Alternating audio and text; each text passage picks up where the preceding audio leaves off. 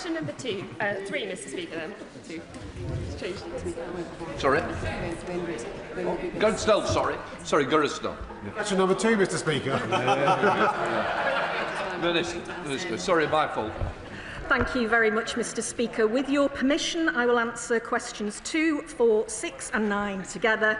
Growth is the #1 mission of this government. We are creating tens of thousands of jobs in every corner of Wales, and this includes billions of pounds of investment into nuclear power in Anglesey, 2 AI growth zones, a defence growth deal, 2 free ports and 2 investment zones, which will deliver further economic growth to Wales.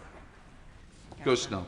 Thank you very much, Mr. Speaker. Because of decisions of the UK Labour government, minimum and living wage will increase, boosting wages for thousands of workers across this country, including 160,000 people in Wales. Could the Secretary of State set out what impact he thinks this critical announcement will have on the economy and peoples of Wales? So State. Can I thank my honourable friend for his question? From April, a full-time worker on the national living wage will see their annual pay rise by £900. That's on top of the £1,400 increase that we announced in the previous budget. And 18 to 20-year-olds working full-time on the national minimum wage will get an annual increase of £1,500, which, when added to last year's increase of £2,500, means £4,000 extra a year. This Labour government is supporting the lowest paid workers across the country, with 2.7 million workers, including in Stoke-on-Trent Central, Cardiff East and every other constituency directly benefiting. Speaker, I was pleased to see Conway selected for this UK government's Pride in Place programme recently, alongside existing funds for Rhyl and Wrexham. Given the North West's strong economic and family ties to North Wales, I was also proud to secure £20 million for Rochdale in Pride in Place programme. Can the Secretary of State update the House on the difference these growth funds and other funds will make to economic development in the region? So State. Mr. Speaker, the introduction of the Pride in Place programme meant good news for Rochdale and good news for Wales too. So a total now of 14 communities across Wales are each benefiting from £20 million long-term investment to enable the changes that they want to see in their neighbourhoods. This hyperlocal programme will benefit those areas that are doubly disadvantaged, both by the highest deprivation levels and weakest social infrastructure. This is about investing for the long term, creating safer, stronger and more resilient communities with the facilities and infrastructure they need to thrive. Thank you, Mr. Speaker. It's been a momentous 2 weeks for my Welsh colleagues, with 2 new AI growth zones in both North and South Wales, a fleet of small modular reactors, billions of pounds of investment and 11,000 new jobs. Does the Secretary of State agree with me that this shows that this Labour government is determined to ensure there will be growth across the UK, including in Wales? So State. Can I thank my honourable friend for his question? He's absolutely right. This Labour government has backed Welsh business and economic growth since day one, and the results speak for themselves. New nuclear at Wilver, the 2 new AI growth zones, means well over 11,500 new jobs. Add to that the best inward investment results for years, 30% increase in jobs created, 23% increase for projects landed, more jobs, wages rising faster than inflation, more money in the pockets of people across Wales. Thank you very much, Mr. Speaker. The UK and Welsh governments are rightly prioritising the next generation through apprenticeships and engineering opportunities linked to the Welver SMR project. Does my right honourable friend agree that young people in Scotland deserve access to the same world-class training pathways as those in Wales? And will she work with colleagues to ensure that Scottish businesses can participate fully in the UK-wide nuclear skills pipeline, despite the ideological opposition from the SNP, which prevents similar investments being realised in Scotland? He's absolutely right to raise this ideology of the nationalists. Nationalists in Scotland turn their back on nuclear jobs for Scots, and nationalists in Wales are desperately trying to hide the cavernous split in their party on whether they support new nuclear. This Labour government is absolutely clear. We want economic opportunities for all parts of the UK. We want jobs and skills opportunities for people, including nuclear skills, across the UK. And those parties who are hell-bent on breaking our country apart are simply exposing the fact that they're willing to put their ideology before the jobs, opportunities and economic benefit of the people and communities of these isles. Anne Davies. Diolch yn fawr, Mr Llefarydd. In order to secure rural economic growth in Wales, we need to ensure that our agricultural sector is supported. Every pound spent in agriculture generates £9 by supporting farm workers, vets, feed merchants, machinery sales and repairs, local shops, and I could go on and on and on, to be honest. What is Wales Office doing to really support all of those who live and work in rural Wales? So stay. The Honourable Lady will know that the Welsh Government have put extra money into farming this year through their budget, a budget that the party opposite, her party in the Senedd, voted against. We have renegotiated, we are renegotiating the SPS deal with the EU following our deal in May, and we are protecting farmers and food manufacturers across Wales. Jim Shannon. Mr Speaker, I can thank the Minister very much for that.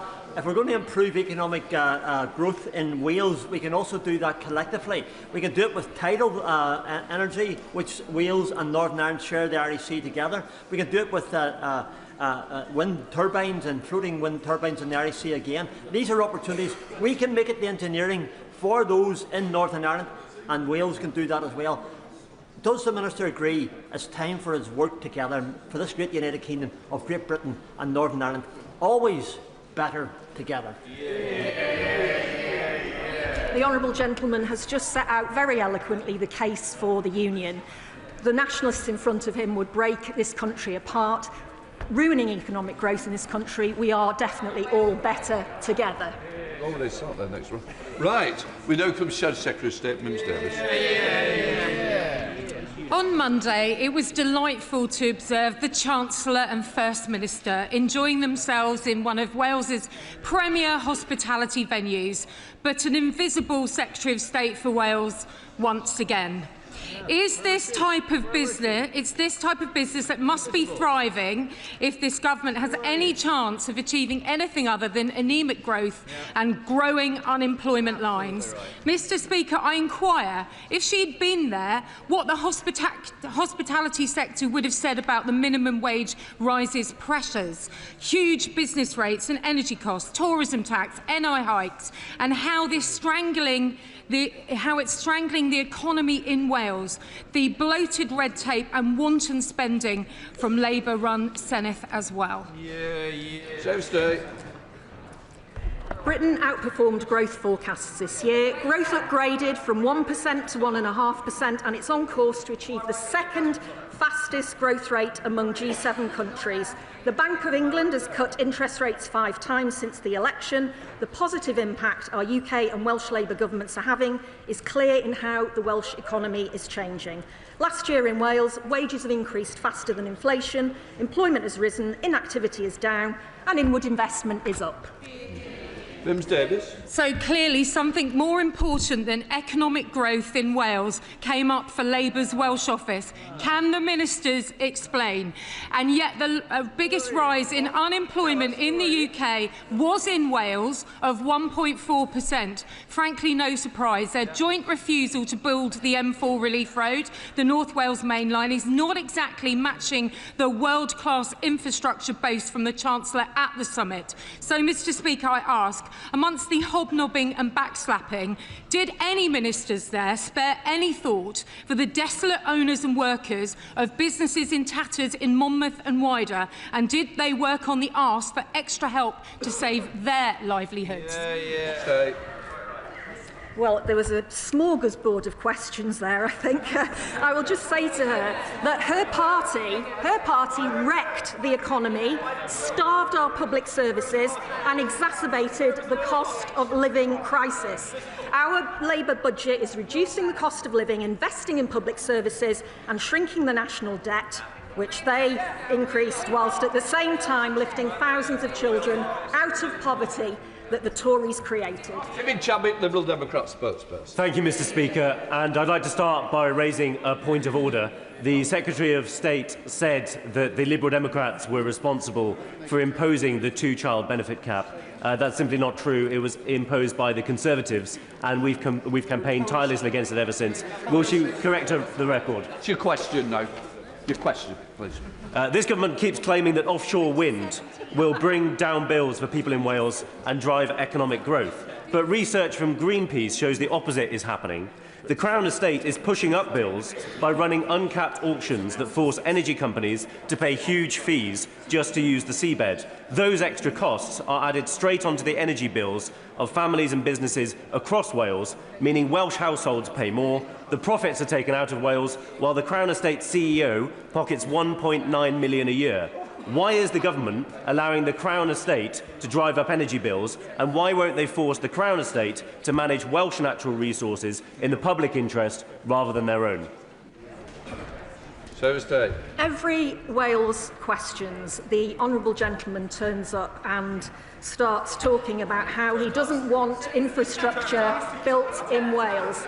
His party were one of the architects of austerity and the crushing poverty faced by so many across the UK.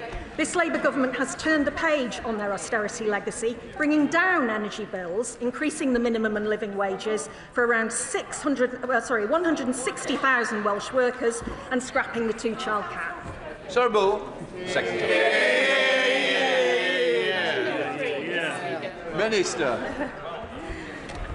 I thank the member for raising this important matter. The Home Office is working closely with the Welsh Government to share information and coordinate work to prevent and respond to child sexual abuse and exploitation, including grooming gangs, and that includes taking forward the recommendation of Baroness Casey's audit, and I strongly welcome the continued support of the Welsh Government as we do so. Mr. Speaker, Welsh Labour voted against a grooming gangs inquiry in the Senate. Labour in Westminster voted against a grooming gangs inquiry. Now Scottish MPs have been bemoaning the lack of action from the SNP and the Scottish Government. With Welsh Labour also dragging their heels over this inquiry, will the Secretary of State step up and ensure that Welsh Labour have a Wales-wide inquiry into this horrific scandal? I am disappointed in the honourable member. The member must have forgotten that the previous inquiry was not implemented in any way, shape or form, and we have accepted Baroness Casey's recommendations in full. We are working together, Welsh Government and the Home Office, alongside Baroness Casey to urgently appoint a chair. It is victims' voices that should be at the heart of this inquiry, and it is imperative that any chair appointed earns the trust of the victims who've been let down far too often. For those victims, we must get this right, and we can absolutely do no less. Nick Smith. Thank you, Mr. Speaker. Can the Minister say more on how the Government is reflecting the experiences of victims when tackling grooming gangs in Wales? Minister. Absolutely. I thank my honourable friend for raising this really critical matter. We are putting victims' voices right at the heart of this inquiry. Their voices must be heard. And we are ensuring we are accepting Baroness Casey's recommendations in full, including the introduction of a mandatory reporting, the creation of new Child Protection Authority, and ending the 3-year statute of limitations period for personal injury claims, making sure, once again, and I'll say this once again, that victims' voices are at the heart of this inquiry. They have been forgotten for far too long. Number 5, please, Mr. Speaker. Thank you, Mr. Speaker. I'm delighted to hear about the new jobs created. Excuse me, Mr. Speaker. Announcements over the past month demonstrate that our industrial strategy is working. In November alone, this government announced investments to create over 11,000 jobs in Wales. The Wales Investment Summit just this week showcased investments totalling £16 billion, which are expected to bring tens of thousands of jobs to Wales. Thank you, Mr Speaker. Montgomeryshire and Glyndŵr is home to the largest one-day livestock market in Europe, just off the Buttington roundabouts in Welshpool.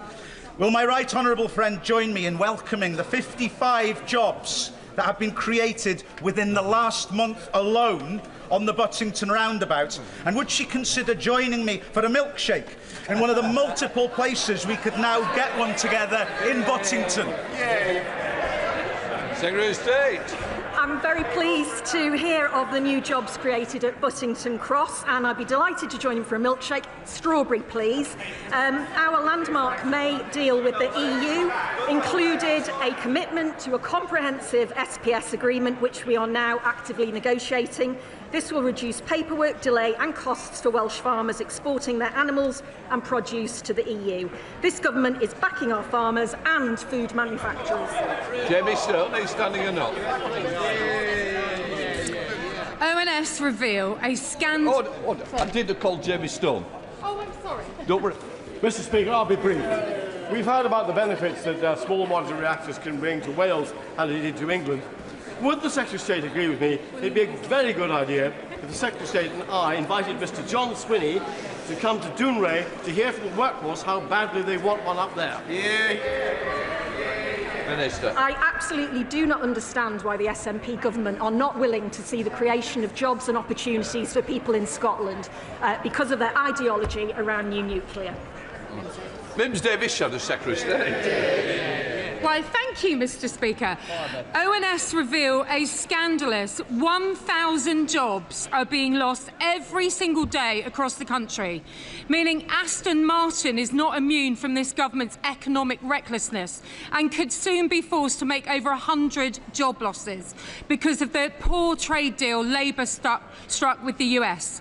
Mr Speaker, the deal absolutely has no guarantee that small volume car makers like Aston Martin get fair access to the 10% tariff rate from 2026, meaning they could face an eye-watering tariff of 27.5% being imposed if they are squeezed out of the 100,000 car quota to the US. What will the Welsh Secretary do? Will she turn up to ensure that the iconic Welsh car makers get fair access to the US trade? I can tell the Honourable Lady that I have been in discussions with Aston Martin, as have Cabinet colleagues, and we are doing everything we can to protect the car industry in this country. One of the biggest problems arising in the car industry is due to their botched Brexit deal, for which she and her government were responsible. John Cooper.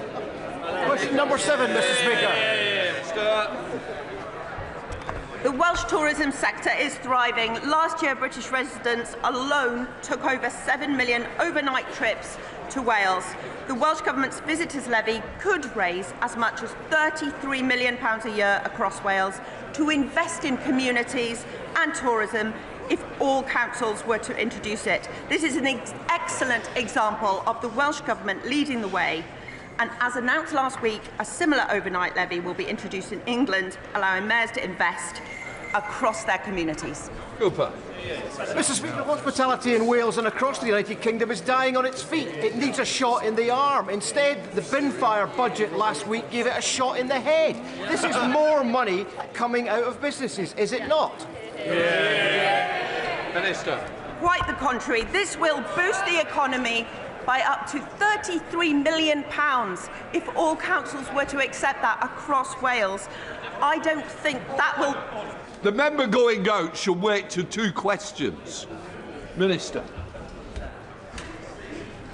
Wales is leading the way on this, and I am proud to be from a city, from Cardiff, where we're introducing this levy and where people come in droves, and I know they'll continue to come in droves. Perhaps the honourable member should look to his own ranks first, because Conservative-run Great Yarmouth Council have supported this form of tourist levy for years. Alex Burris-Curtis. Thank you, Mr Speaker. In the budget last week, the UK government gave... Thank you. Thank you so much. The UK government gave mayoral strategic authorities in England the power to propose local overnight visitor levies, something that has already been introduced in Wales. Does she agree with me that this is another example of the UK Labour government and the Welsh Labour government working together to share best practice to better our country? Can I also take the opportunity to ask her to join me in celebrating Cardiff Rugby's 149th birthday, which they celebrated this week? Minister. I thank the honourable member. And would also like to wish Cardiff Rugby a Pembroke Happis on their 149th birthday. But I absolutely agree with the honourable member. Welsh Government is leading the way, and it is fantastic to see a similar overnight levy introduced which will be introduced in England. This is the power of partnership, two Labour governments working together. Before we come to Prime Minister's questions, may I extend a warm welcome to the President of the Parliament of Montenegro and his delegation who are in the gallery today. We now come to Prime Minister's questions. Number one goes to Ian Lavery. Prime Minister. Thank you, Mr. Speaker. Mr. Speaker, our budget took important measures to tackle the cost of living. That's why we've frozen rail fares, prescription charges and cut energy bills for every family by £150. Today, Mr. Speaker, we're going further. For too long, parents have been pushed into spending more on infant formula than needed, told they're paying for better quality and left hundreds of pounds out of pocket. I can announce today that we're changing that. We will take action to give parents and carers the confidence to access infant formula at more affordable prices, with clearer guidance for retailers and helping new parents use loyalty points and vouchers. Together, Mr. Speaker, that will save them up to £500 before their child's first birthday. That builds on our action to lift 500,000 children out of poverty and breakfast clubs, and our child poverty strategy will be published later this week. This morning, I had meetings with ministerial colleagues and others. In addition to my duties in this House, I shall have further such meetings later today. Thank you, Mr. Speaker. The North East is still picking up the pieces of the destruction and decimation of 14 years of Tory government. Men in the North East of England still expect to live 10 years less than people in other parts of the country. Women in the North East of England are making, on average, more than £11,000 in wage than people in other parts of the country. 33% of kids in my patch in Blythe and Ashington are living in poverty. The unemployment rates are above the national average, and the national wages are below the national average. You know, Mr. Speaker, the people in the North East are a proud breed, and we deserve much more than this, mate. Can I ask the Prime Minister if he can assure me and the people in my constituency and in the North East if there's much to look forward to on the horizon? And will he meet with me to discuss how we can shape it? Prime Minister. He talks about poverty in his constituency and they heckle him. They should be ashamed. It is our moral mission to tackle poverty, Mr. Speaker. We've abolished the two-child cap. That will be over 3,000 children, I think, in his constituency lifted out of poverty. I'm very proud to be able to do that. We've boosted the national minimum wage by £1,500. We're adding £150 that we're taking off everyone's energy bills. We're driving economic growth right across the country, devolving power and investing across all of the country. Come to the Leader of the Opposition, Kemi Beno. Thank you, Mr. Speaker. And can I first of all pay tribute to Sir John Stanley, who passed away yesterday. Sir John was a dedicated MP for 41 years, and we send our deepest condolences to his family. Mr. Speaker, does the Prime Minister believe that when an organisation descends into total shambles, the person at the top should resign? Mr. Speaker, can I first join in her comments in relation to Sir John, and I'm sure I speak for the whole House in that respect. Mr. Speaker, I was very proud to lead this party at the budget last week, where the Chancellor set out that we would protect the NHS, which we've done in the budget, create the conditions for economic stability, not repeating the mistake of austerity, and bearing down on the cost of living by taking £150 off energy bills. We're fixing the mess that they left, and I'm very proud to be doing so.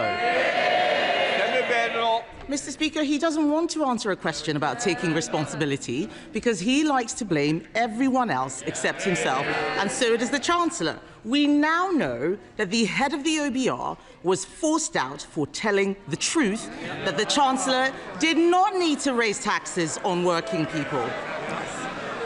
We also know that the Chancellor was briefing the media, twisting the facts, also she could break her promises and raise taxes. Mr. Speaker, if she was a CEO, she would have been fired, and she might even have been prosecuted for market abuse. That's why we've written to the Financial Conduct Authority.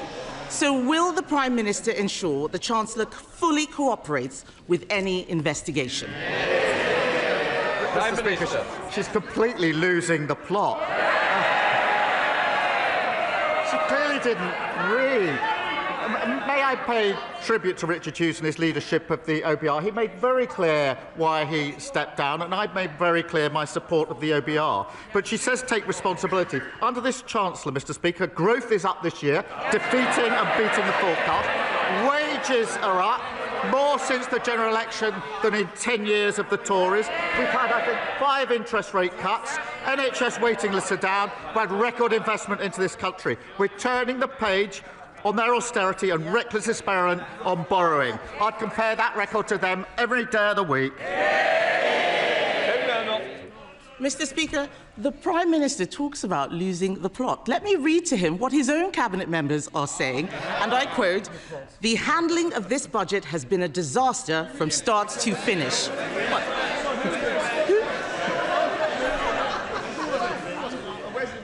Yes. Who said that? Was it him? Was it her?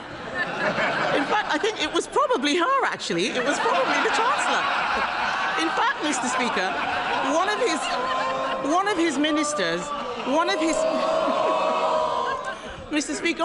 of his ministers said the Chancellor and Prime Minister look weak and incompetent. The country agrees.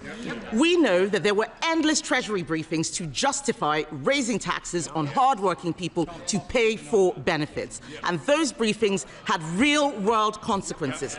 Hundreds of thousands of people drew down their pension, an irreversible act. So the Prime Minister pays tribute to the head of the OBR. If the head of the OBR had to resign over market-sensitive leaks, why is the Chancellor still in her job? Mr. Speaker, last year they left us with a £22 billion black hole. This year, at the beginning of the process, the OBR did a productivity review on their record in office, and that cost an additional £16 billion that we had to find in the budget. But notwithstanding that, Mr. Speaker, we protected the NHS, waiting times are coming down. Notwithstanding that, we've got cutting borrowing at the fastest rate in the G7. Notwithstanding that, we've got £150 off energy bills. That's added to rail bills and prescription as well. Order. Mr. Holden, your voice carries more than mine. The difference is yours will be carrying outside, not in the chamber. Prime Minister. Mr. Speaker, what she doesn't understand is that picking up a £16 billion tab for their failure is not a good starting point for any budget. And the OBR said yesterday, Mr. Speaker, that the Chancellor's speech was not misleading. So if the Leader of the Opposition had any decency, she'd get up now and apologise. Mr. Speaker. You might be enjoying a cup of tea with Mr. Holden if you carry on. Mr. Speaker, no one believes a word that the Prime Minister says. We now know the black hole was fake, her book was fake, her CV was fake, even her chest claims are made up. She doesn't belong in the Treasury, she belongs in La La Land. They raised taxes on working people, that's £16 billion, was to increase benefits to protect them from their backbenchers. He now boasts about removing the 2-child benefit cap. But he used to say that it was unaffordable. He even removed the whip from 7 of them for wanting the same thing. He is very happy to throw them under a bus when it pleases him. So I asked the Prime Minister, How did it suddenly become affordable at the very time he needed to save his own skin? Mr. Speaker, the vast majority of families we helped in the budget are in work. Yes. 3/4 of children in poverty are in working families. Their policy of nearly 10 years on the two-child benefit cap had one result and one result only. It dragged hundreds of thousands of children into poverty. They should be utterly ashamed of that. And I'm very proud that we're lifting 500,000 children out of poverty, because I profoundly believe that every child should have a chance in life. Every child should be able to go as far as their talent will take them. So that's why we're lifting 500,000 out of poverty. But they're the same old Tories, the party of child poverty. If all of this is true, why did he take the whip away from the people who are asking for it? Let's remind the Chancellor, exactly a year ago today, on the 3rd of December 2024, the Chancellor said, "We will never have to repeat a budget like this one." If only. He may have taken the whip away, but the rebels had the last laugh. The Prime Minister has lost. He can't run his own party. He can't, let alone the country, Mr. Speaker. Let me quote what the hard-left former Shadow Chancellor said. He said, "We've won." He's right, isn't he? Prime Minister. Speaker, I've said repeatedly that bringing down child poverty is a moral mission, a political mission, and a personal mission. They drove hundreds of thousands of children into poverty who will pay the price for the rest of their lives for their failure. We're taking 500,000 of them out of poverty. Very proud to do so. That is good for children, it's good for the economy, and it's good for the NHS, who will have less of a burden on them. They should be ashamed of what they did on child poverty, and she should stand up and she should apologise. Kevin Bendel. Mr. Speaker, let me tell the Prime Minister, making the whole country poorer and destroying jobs is not how you keep children out of poverty. In the past week, we've seen broken promises, broken leadership, and a broken budget for Benefit Street. The Education Secretary is chuntering. Where is the money for the children on special educational needs? Where is it? Unemployment is up. It's coming out of her budget. She's shaking her head. She doesn't know where that money is coming from. But let's be clear, Mr. Speaker. Unemployment is up. There are more children now growing up in workless households because people are losing their jobs. It's not just the head of the OBR who's losing his job. Millions of people have been hung out to dry by their budget. And isn't the truth, Mr. Speaker, that behind it all is a Prime Minister who only cares about one person's job, his own? Mr. Speaker, she wants to put 500,000 children back into poverty. She thinks the Chancellor should resign because the economy is improving. We are turning the page on their failure. We are bringing waiting lists down. We're bringing stability that cuts inflation and interest rates. And we're bringing down bills. We're building a brighter future. Conversations about a new Ireland are deepening, with people from all sorts of backgrounds having serious, hopeful discussions about building something new. Yesterday here in Westminster, along with the member for South Antrim, who has a different view to me, we hosted two of the island's most respected journalists, making the case both for and against Irish unity. While both positions were argued, clear voice was at the time for careful preparation is now. Does the Prime Minister agree with me that while there is much work to do before any referendum, that to avoid a mess like Brexit, it is prudent and completely compatible with the Good Friday Agreement for the Irish and British governments to jointly prepare for constitutional change? Prime Minister. Can I thank her for her question?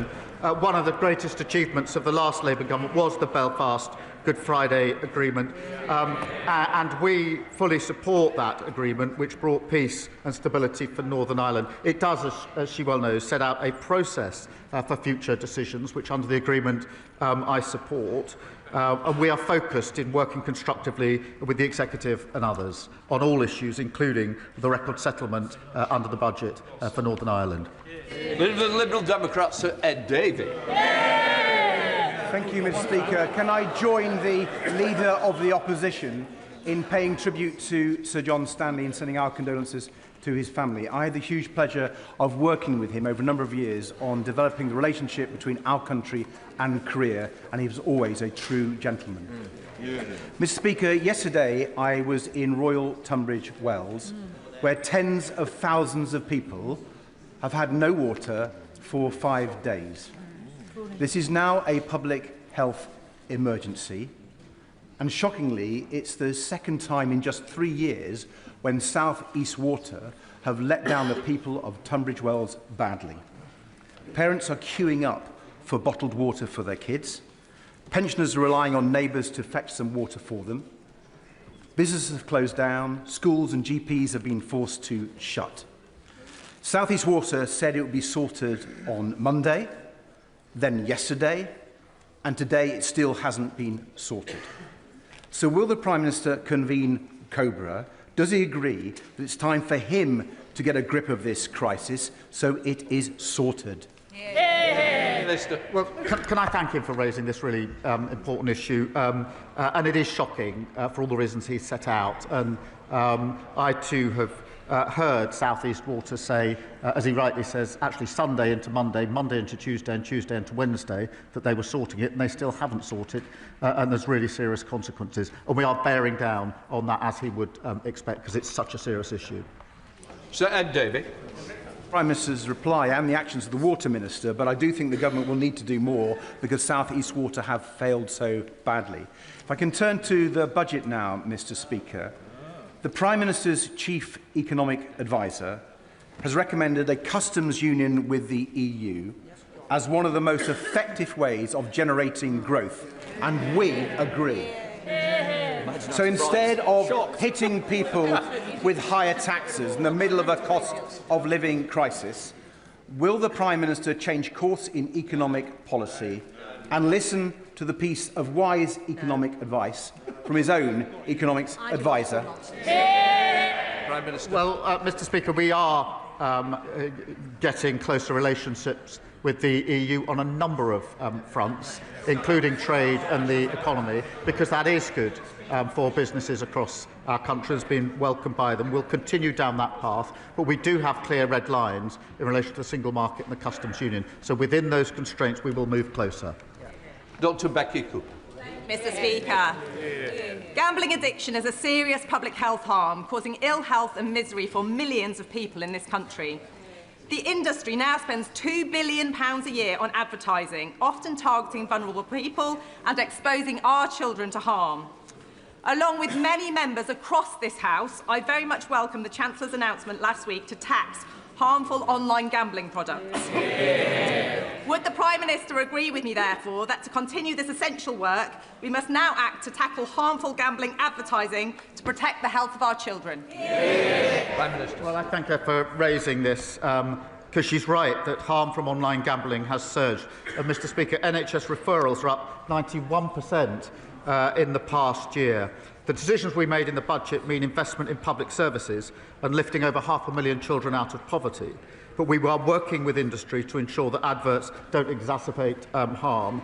And through our £26 million investment, we're helping the Gambling Commission crack down on black market sites and illegal adverts to keep players safe. Paul Holmes. Thank you very much, Mr. Speaker. In 2020, the Justice Secretary said criminal trials without juries are a bad idea. The Prime Minister himself said there should be a right to trial by jury in all criminal cases.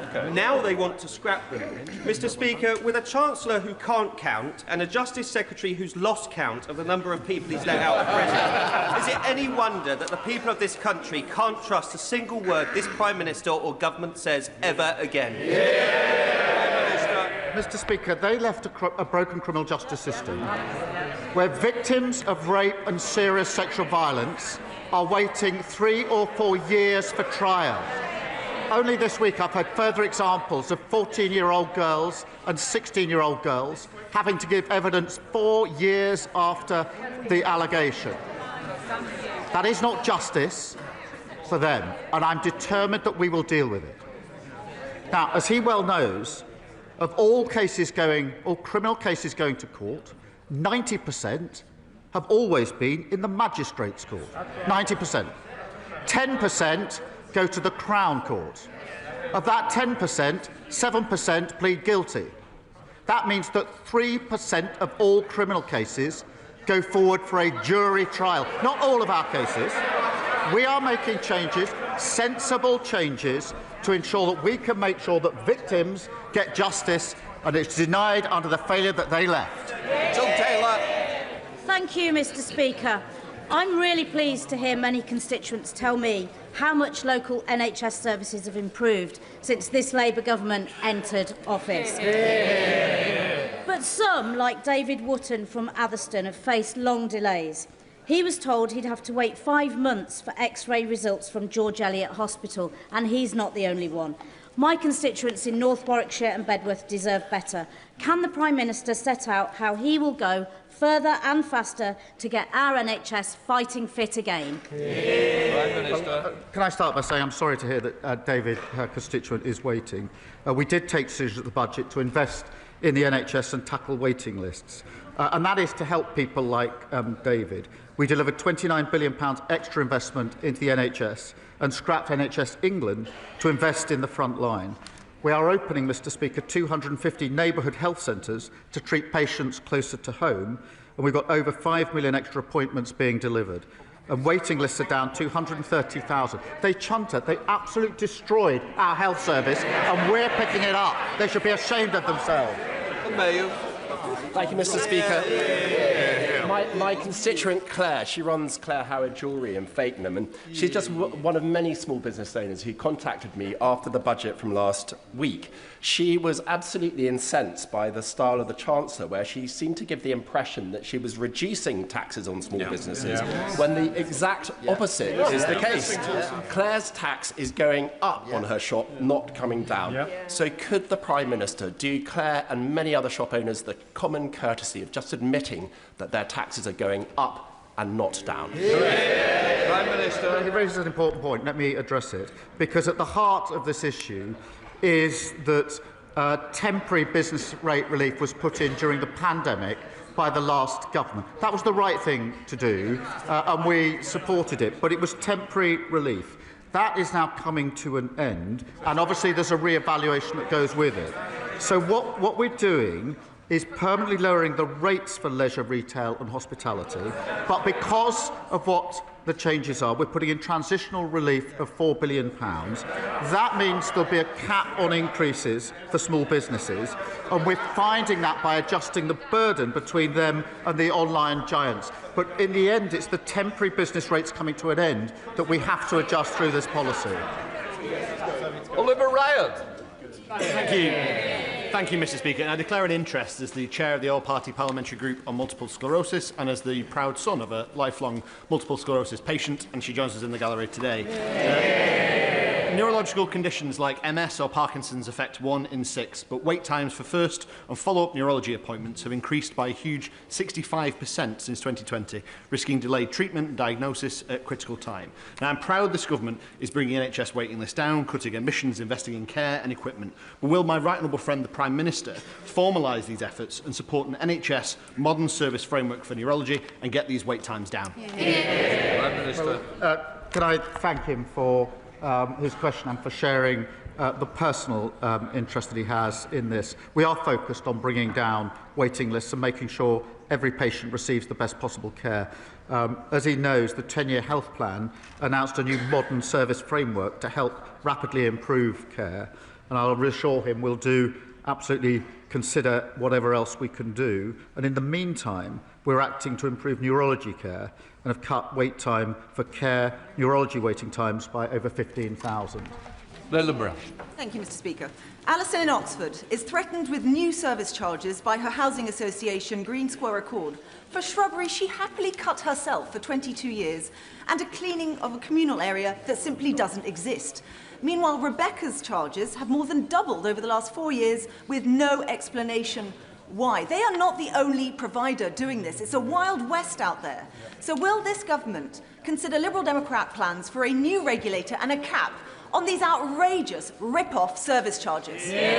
Prime Minister. Well, can I thank her for raising that? And we are implementing the Leasehold and Freehold Reform Act, which is long overdue, providing homeowners with greater rights, powers and protections. And through this, we will strengthen regulation to protect leaseholders from abuse and poor service, which she's highlighted, bring the injustice of leasehold to an end. That'll protect up to 1.75 million households, and make sure leaseholders receive standardised service charge documentation, making it easier for them to challenge unreasonable bills, because the points she makes are good points, and this bill will help change that. Graham Stringer. Mr. Speaker, this country can be proud of its history of religious tolerance and religious freedom. The quid pro quo of that is the right to criticise religion. Can the Prime Minister ensure this House that there will be no introduction or reintroduction of a blasphemy law, either by statute, by judicial overreach, or by a non-statutory definition of Islamophobia? Yes, I can give him that assurance, and it's important that I do so. Lewis Cocking. Mr. Speaker, the best form of welfare in this country should be a well-paid job. But with unemployment up, and this Labour government has chosen to raise taxes to spend more on an even bloated welfare and benefit system.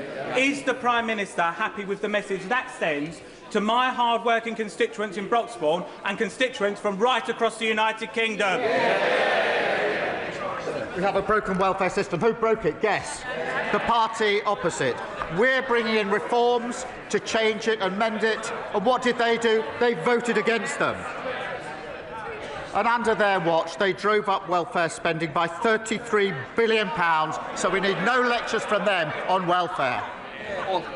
Mr. Speaker, as a lifelong Dale fan, I'm delighted that Rochdale Football Club are top of the National League right now. But after 14 years of Tory cuts, sadly, my town is near the top of another league table, a league table people don't want to be in, the child poverty league table. So does the Prime Minister agree that lifting 5,000 kids out of poverty in Rochdale, plus cutting the energy bills by 150 quid for every household, and crucially expanding the Warm Homes discount, will mean that this budget is a family budget that reduces the cost of living for everyone in the country? Let me start by congratulating Rochdale Football Club for being top of the league for the time being. Of course, well, I say that because I know who's top of the Premier League, but it will be March and April we'll actually find out who wins. But, Mr. Speaker, he's right. Thanks to the actions in the budget, every household will see £150 off their energy bills, and because we've extended the Warm Homes discount now to 6 million of the poorest households, they will also save an additional £150. Now, in the North West, that benefits about 280,000 households. That's a huge cost of living support for families, alongside freezing prescription charges, rail fares and boosting the minimum wage. Ms Jarvis.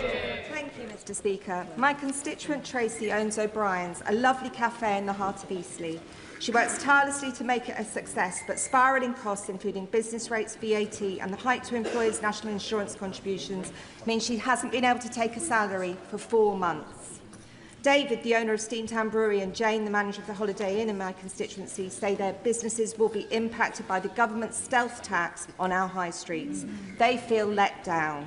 So will the Prime Minister look again at our call for an emergency cut on VAT for hospitality?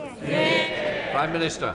Well, Mr. Speaker, we put in place a strategy for small businesses, which was broadly welcomed by small businesses because they contributed to it. And that involves some of the key asks that they made of us, including late payment and for hospitality, greater flexibility when it comes to licensing. Of course, we'll always look at other measures that can help small businesses.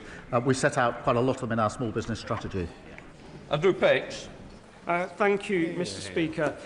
At the weekend, I had the great privilege to join volunteers from Peterborough Food Bank at the Tesco in Warrington on their autumn food drive.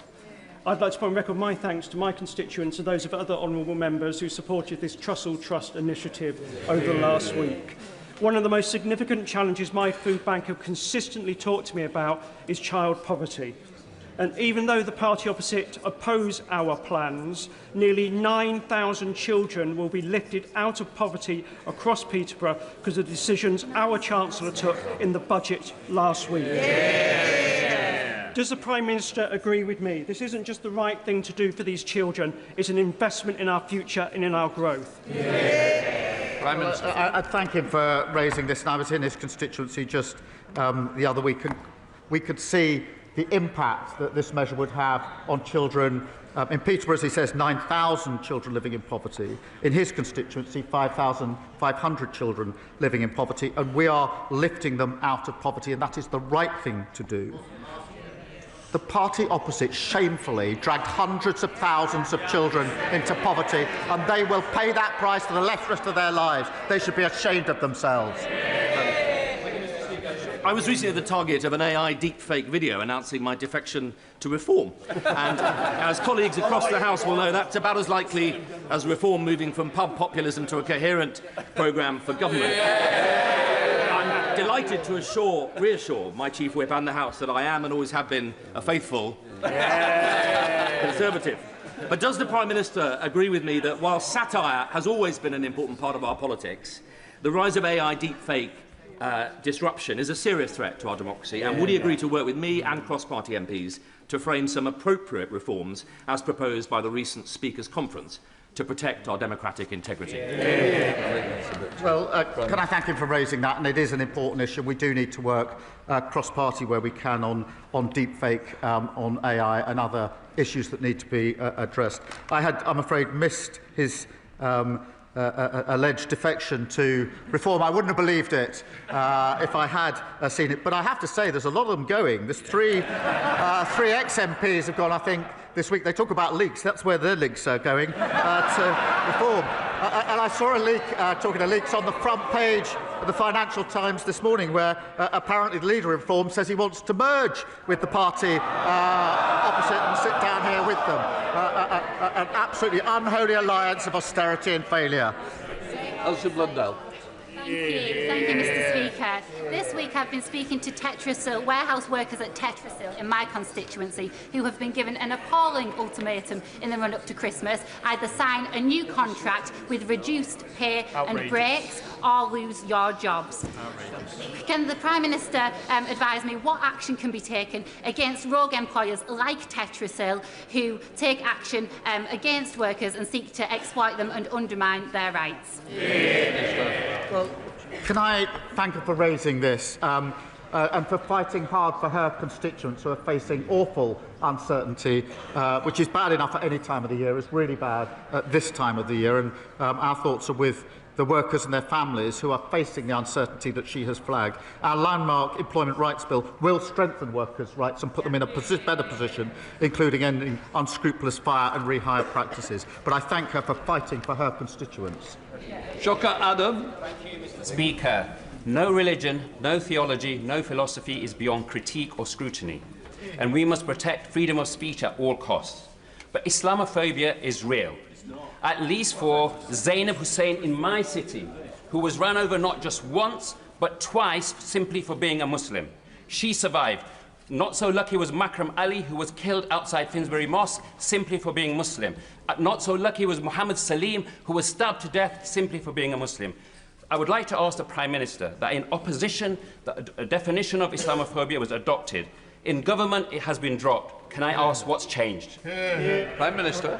Can I thank him for raising those examples of hatred in his constituency, and he's right to raise them, and we should all condemn them. Hatred in all its forms should be condemned by all of us in this House, and that includes anti-Muslim hatred as well, and we intend to act on it. Right. Please, Anna Dixon. Mr. Speaker, this week I met constituents Mike and Sue. Their autistic son, Jimmy, was imprisoned as a young man. The judge recommended a sentence of 2.5 years. Jimmy is now in his 40s. He's been in prison for nearly 20 years on an IPP sentence. Jimmy's doctors say he's safe and well for discharge. There's a supported living flat waiting for him in Shipley. Will the Prime Minister please help by ending the injustice of these IPP sentences and help get Jimmy home? Prime Minister. Can I thank her for raising this case? She raised it with me in the lobby last night, and it is a really shocking case of 2 years, leading to someone being in prison already over 20 years and not yet released, and with delays in the release process. The Justice Secretary will look into this case and meet to discuss her concerns to see what more can be done. It's right that IPP sentence has been abolished, and we're committed to supporting the progression of all those who are serving such sentences. Rachel Gilmore. Thank you, Mr. Speaker. I have a charming elderly constituent who, after a series of very major medical interventions, has been left in excruciating, uncontrolled pain after her opioids were withdrawn, pushing her to suicidal ideations. Can the Prime Minister shed light on what plans His Majesty's Government has to help people manage pain, to live a happier and more comfortable life? And please, can I have a meeting with the appropriate Minister? Prime Minister. Can I thank her for raising what's an awful case? And we are putting in further protection and support, but I will take her up. I think it is important for her to discuss that with the relevant minister, because the case that she has referred to does sound appalling. Jane Kirkham. Thank you, Mr. Speaker. Under this Labour government, NHS waiting lists are coming down. I welcome the commitment to refurbish Truro Health Park in my constituency, one of the first new neighbourhood health centres in the country. Cornwall's already leading the way with new neighbourhood health teams, and upgrading Truro Health Park will help deliver care for patients in their own communities. Will the Prime Minister confirm this investment reflects decisions taken by this government to prioritise community healthcare, and that services won't be removed before effective community replacements do come online? Prime Minister. Well, I thank her for raising this. I'm delighted that her constituency will benefit from one of the new 250 centres. Neighbourhood health centres will provide simpler, more convenient access to a full range of health and care services on people's doorsteps, and GP services will be protected before it comes online. This is about early intervention, Mr. Speaker, continuing to drive down NHS waiting lists and creating a more modern NHS that is fit for the future. Bernard Jones. Mr. Speaker, could the Prime Minister give his assessment of the latest news that President Putin has again turned down terms for peace in Ukraine, and in the light of his extraordinary outburst designed to destabilise our understanding of the truth? He did say Russia is ready for war with NATO. How ready are we? Prime Minister. Can I thank him for raising this? And I updated the House last week on the attempts to get a lasting peace. We all know that Putin is the aggressor here. We all know that Putin is dragging his feet, not wanting to come to the table, not wanting to reach an agreement. We have to continue to put pressure on in every conceivable way. That is in supporting Ukraine with capability and resource, but also ensuring that our sanctions, acting with allies, do as much damage to the economy in Russia as we can, and pressure that we can put on. We'll continue to do so, but he's absolutely right to raise it, and I thank him for doing so. That completes Prime Minister's questions. Let the Chamber change over. Thank you, Mr.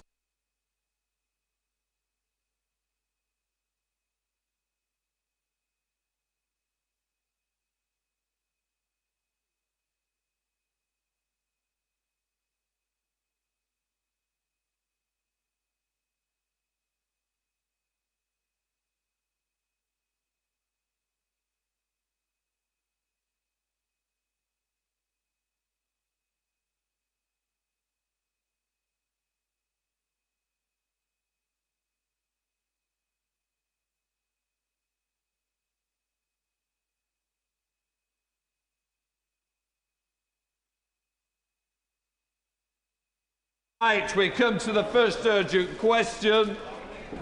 Sir Mel Stride, Shadow Chancellor of the Exchequer. Mr. Speaker, to ask the Chancellor of the Exchequer if she will make a statement on the resignation of the Chair of the OBR. Minister Murray. Thank you very much, Mr. Speaker. Mr. Speaker, last week the economic and fiscal outlook was accessed prematurely ahead of the budget. The OBR took full responsibility for this and conducted a review into what had happened. That report was published on Monday, and I came to this House to make a statement. That report found, and I quote, systemic issues, which led, in their words, to the worst failure in the 15-year history of the OBR. Whilst I was making that statement on Monday afternoon, Richard Hughes, the chair of the OBR, resigned. The Chancellor has written to Mr Hughes to thank him for his many years of public service, and I have put my thanks on record in this House too. That decision was a matter for Mr Hughes. We will work closely with the OBR to ensure robust security arrangements are in place before the spring forecast and for all future forecasts. The Permanent Secretary of the Treasury will conduct a review of the Treasury's security processes to inform future fiscal events. As I said when I was again at this dispatch box closing the budget debate yesterday, the government puts the utmost weight on budget security, including prevention of leaks of information. A leak inquiry is now underway with the full support of the Chancellor and the whole Treasury team. Mr Speaker, there is also speculation in the press today surrounding the letter which the OBR sent to the Treasury Select Committee last Friday, which I wish to address clearly. The Chancellor was aware of that letter and she was content for it to be published, and she agreed this with the Permanent Secretary. Bill Stride. Thank you, Mr Speaker. Mr Speaker, Richard Hughes was a respected chair of the OBR and his departure is a matter of deep regret. The circumstances surrounding his resignation remain unclear. Although, Mr Speaker, for the Chancellor it has clearly been a useful distraction from her own conduct. Mr Speaker, on Friday, the OBR took the unprecedented step of publishing the details of the pre-measures forecast rounds, and at the Select Committee yesterday, members of the OBR board were clear that this step was taken because of serious concerns about partial leaks and briefings about their forecasts. And in relation to the market-moving briefings made on the 14th of November, which suggested that the public finances were, after all, in a better position, David Miles at the committee stated, and I quote, "I think there had been a misconception that there had been some good news. It didn't exist." They also clarified that these concerns were raised by Richard Hughes with the Treasury before the budget and that the information published on Friday was approved by the Permanent Secretary. So can I ask the Minister, what discussions did the Treasury have, including the Chancellor, with Mr Hughes immediately prior to his resignation? Mr Hughes said last week that he served subject to the confidence of the Chancellor. Did the Chancellor give Mr Hughes her full confidence? Was any pressure put on Mr Hughes to resign? Did the Chancellor approve the OBR's publication on Friday and discuss with the Permanent Secretary? I believe the Minister has confirmed that. Perhaps he would do so again. Yes. In which case, behave. Thank you, Mr Speaker. Do ministers agree with the OBR's opinion that there were leaks and briefings about the forecasts that damaged growth? If so, what action was taken by the Treasury regarding those leaks? And can I ask once again in this House whether it was appropriate that the Chancellor herself was opining publicly on the OBR's productivity forecast before the budget, given that these matters should remain strictly confidential? Mr Speaker, as you know, I've written to the FCA seeking a full investigation into these matters relating to the Chancellor's statements on the state of the public finances. I have also written again this morning to the Permanent Secretary at the Treasury requesting a full investigation into all these matters. Thank you. Thank you, Mr Speaker, and I thank the Shadow Chancellor for his questions. Mr Speaker, Madam Deputy Speaker, as I made clear in my opening remarks, the decision for Richard Hughes to resign was a matter for Mr Hughes himself. I referred also in my earlier remarks to the media reporting around the letter that the OBR published. That publication of the OBR letter was agreed to by the Chancellor, and it is completely untrue to suggest otherwise. And the reason for publishing that letter was due to the unique nature of this budget in the context of the OBR's productivity review, as they said themselves, whilst acknowledging that this would not become usual practice due to the importance of preserving a private space for discussions. But, Madam Deputy Speaker, we are completely committed to the OBR's independence, and it is a vital part of our fiscal framework. And in fact, one of the first acts of this Parliament was to introduce a fiscal lock so the OBR could never be sidelined. The Shadow Chancellor also referred to comments by Professor Miles at the Treasury Committee earlier this week. And I note that amongst his remarks, he said the fact that it was a positive number, referring to the headroom on the October 31st forecast, he was very keen to be clear now that this did not in any way suggest that the OBR assessment was that the fiscal outlook was problem-free. Dame Meg Hillier. Thank you, Madam Deputy Speaker. Madam Deputy Speaker, when I last spoke in this House, Richard Hughes was still chair of the OBR. I want to pay tribute to him. He was a tenacious champion of its independence, a highly intellectual man who ably led that organisation, and he made an honourable decision to take responsibility for what happened last Wednesday. The Minister has said that there is now a leak inquiry underway in the Treasury. Leak inquiries can have a habit of not finding someone responsible, but if somebody is found responsible, will they follow the lead set by Richard Hughes? Minister. Well, Madam Deputy Speaker, I will not speculate on the outcome of the leak inquiry, but it is underway now with the Chancellor's support. The Government takes our obligations to this House very seriously, and we delivered a budget last week which delivers on the priorities of the British people. Liberal Democrat spokesperson Charlie Maynard. Thank you, Madam Deputy Speaker. On behalf of my party, I would like to thank Richard Hughes for his service, and we respect his resignation. We would also like to thank Laura Gardner, Professor Kieran Martin and Hugh Stevens for the very quick turnaround of the investigation report into the leak. In the report, the point was made that unlike all other IT systems and services, the OBR's website is locally managed and outside of the gov.uk network. The reasons for this decision were made at the time apparently to ensure full independence from the Treasury. Will the Minister soon report back to this House with a timeline for when decisions will be made between now and the OBR's next report in spring 2026 as to how this will be operated going forward, and also provide an outline of how the OBR's website will be operated so that it is both secure and maintain appropriate separation between the Treasury and the OBR?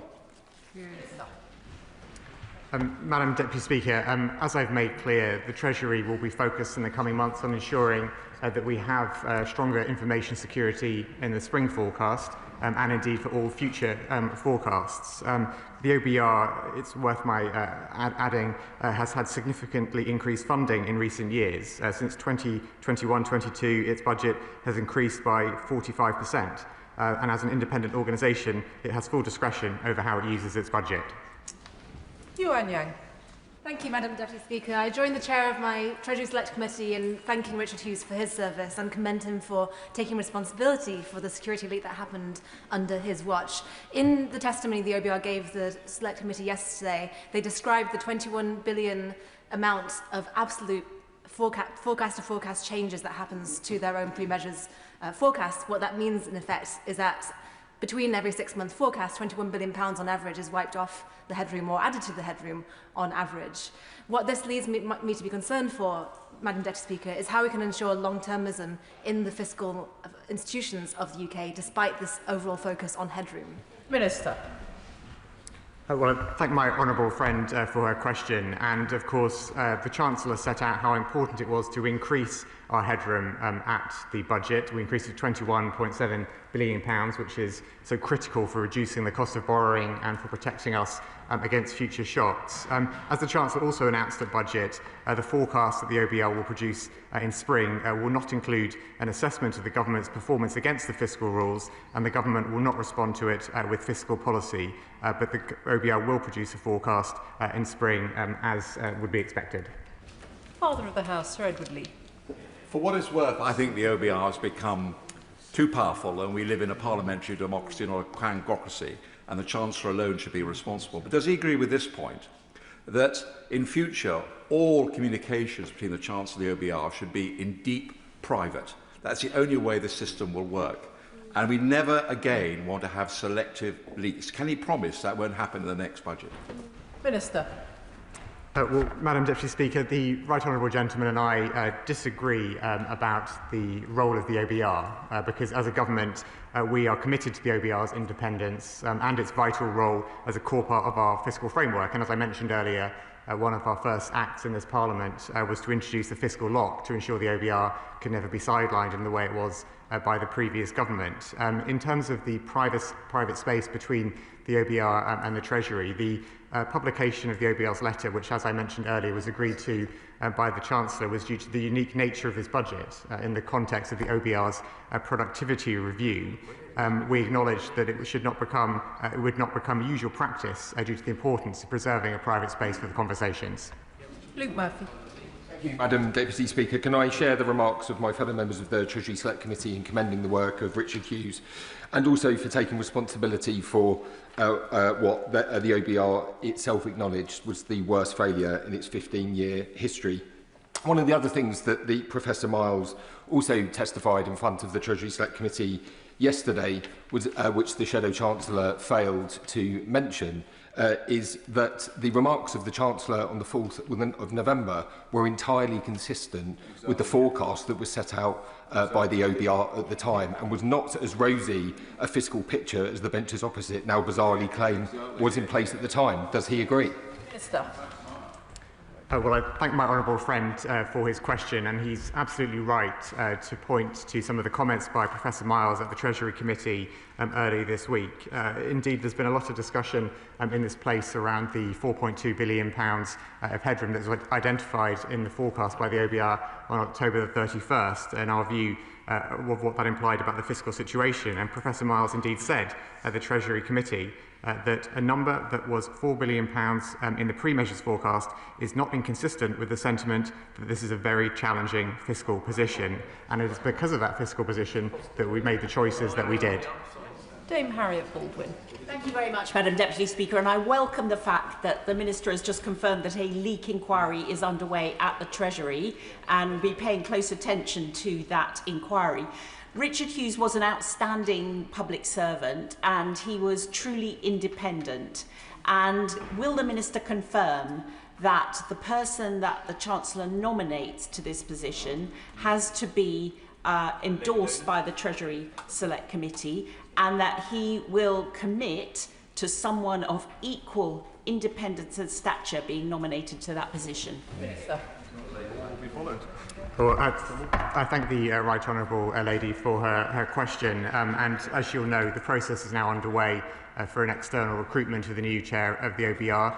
The normal process will be followed in terms of the Chancellor making the appointment, the Treasury Committee being involved in the way that it is. She mentioned that the leak inquiry, I confirmed it today. I've confirmed it again today. I also mentioned it in my remarks to this House yesterday. Clive Efford. Madam Deputy Speaker, over the years that I've been here, I've seen many budgets, and the government side waves its order paper on the day and then watches over the next 48 hours as the budget unravels. And we don't seem to have had any of that with this budget. But it's been extraordinarily tight in terms of what it sought to achieve. And it's the Tories are protesting over there because about the individuals involved rather than the content of the budget itself, because they've got very little argument to make. Well, my honourable friend is absolutely right to draw attention to the fact that whilst the process around the budget is of course important, what this budget means for people across Britain is that we have cut the cost of living, continue to cut NHS waiting lists and cut government borrowing. Dugan.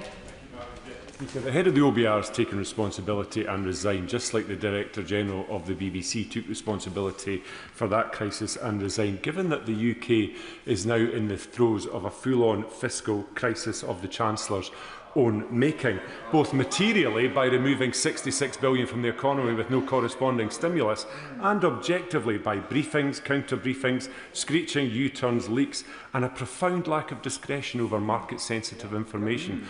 Given that backdrop, why will the Chancellor not now resign? Madam Deputy Speaker, the Chancellor has delivered a budget which takes the challenges of this country head-on, which cuts the cost of living, continues to cut NHS waiting lists, cut government borrowing and meets the priorities of the British people. Rachel Blake. Thank Thank you, Madam Deputy Speaker. The investigation that the OBR undertook had two particularly striking findings. The first was about the number of attempts to access the particular documents in question, and the second, I believe, is the lack of security for these particular documents. Can the Minister share with this House what specific actions he believes the OBR should take to overcome this for future fiscal events? And does he agree with me that it's possible to have confidence in the principle of an independent OBR alongside undertaking meaningful and significant scrutiny into some of the actions of the current organisation?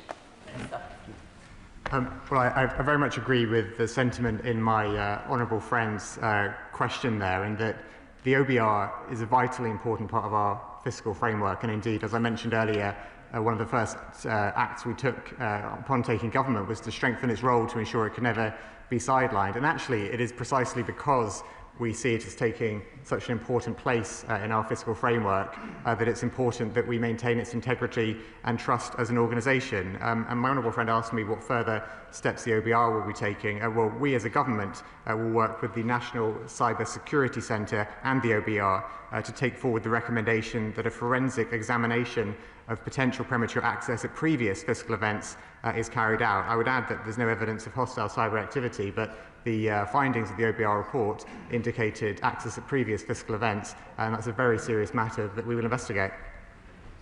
Thank you, Madam Deputy Speaker. Richard Hughes was a first-rate public servant, but he did the right thing on the narrow matter of the premature upload of the file last week. But the OBR representatives told us a number of things yesterday at the Treasury Select Committee. They told us that there was a 16 billion downgrade. Yep. They told us that there was a 4.2 billion headroom on the 31st of October because there were also improved tax revenues. Yep. I don't think 4.2 billion can be characterised as a black hole, but it was a challenging circumstance. That's the truth. Can the Minister consider in all future budgets that such a letter should be made available at the same time that budget publications and OBR publications are made available, which sets out what was said to the Chancellor at what point, so we can then verify whether the press conference on the 4th of November was very wide of the mark and gave a materially misleading view of what actually was happening? Yeah.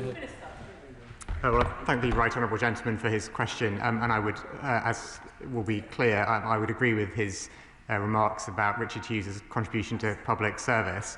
I would disagree with him, however, that the premature publication of the forecast last Wednesday was a narrow matter, because I think what the report showed was that it was not simply a single error, but more systemic issues which are highlighted. So I would disagree with his characterisation of that as narrow. He referred to some of the comments that Professor Miles made at the Treasury Committee, and indeed Professor Miles confirmed that the £4 billion headroom, which was identified in the forecast on October 31st, was not inconsistent with the sentiment that this is a very challenging fiscal position. He also asked about the OBR's letter and the nature of its being published and what that speaks about to the future. As I said earlier, Madam Deputy Speaker, the publication of the OBR letter was agreed to by the Chancellor, and this was due to the unique nature of this budget in the context of the OBR's productivity review, as they said themselves, whilst acknowledging that this would not become usual practice due to the importance of preserving a private space for discussion. Karen Moon. As Madam Deputy Speaker, the OBR leak was deeply disturbing, particularly in light of international sensitivities. Can the Chief Secretary rule out foreign actors exploiting the OBR's inadequate security at any point? Well, Madam Deputy Speaker, the report that the OBR published into this premature publication of their forecast finds no evidence of hostile cyber activity. What it did do was look at the spring forecast and to identify what happened there, and very concerningly identified that there had been premature access of the forecast at that fiscal event also. Now, the report did not look further back, for instance, at the Chancellor's first budget last year, or indeed budgets delivered by Conservative Chancellors under the previous government, and that's why it's so important that we take forward the recommendation, we the government take forward the recommendation of the OBR's report to conduct a forensic examination of potential premature access at previous fiscal events.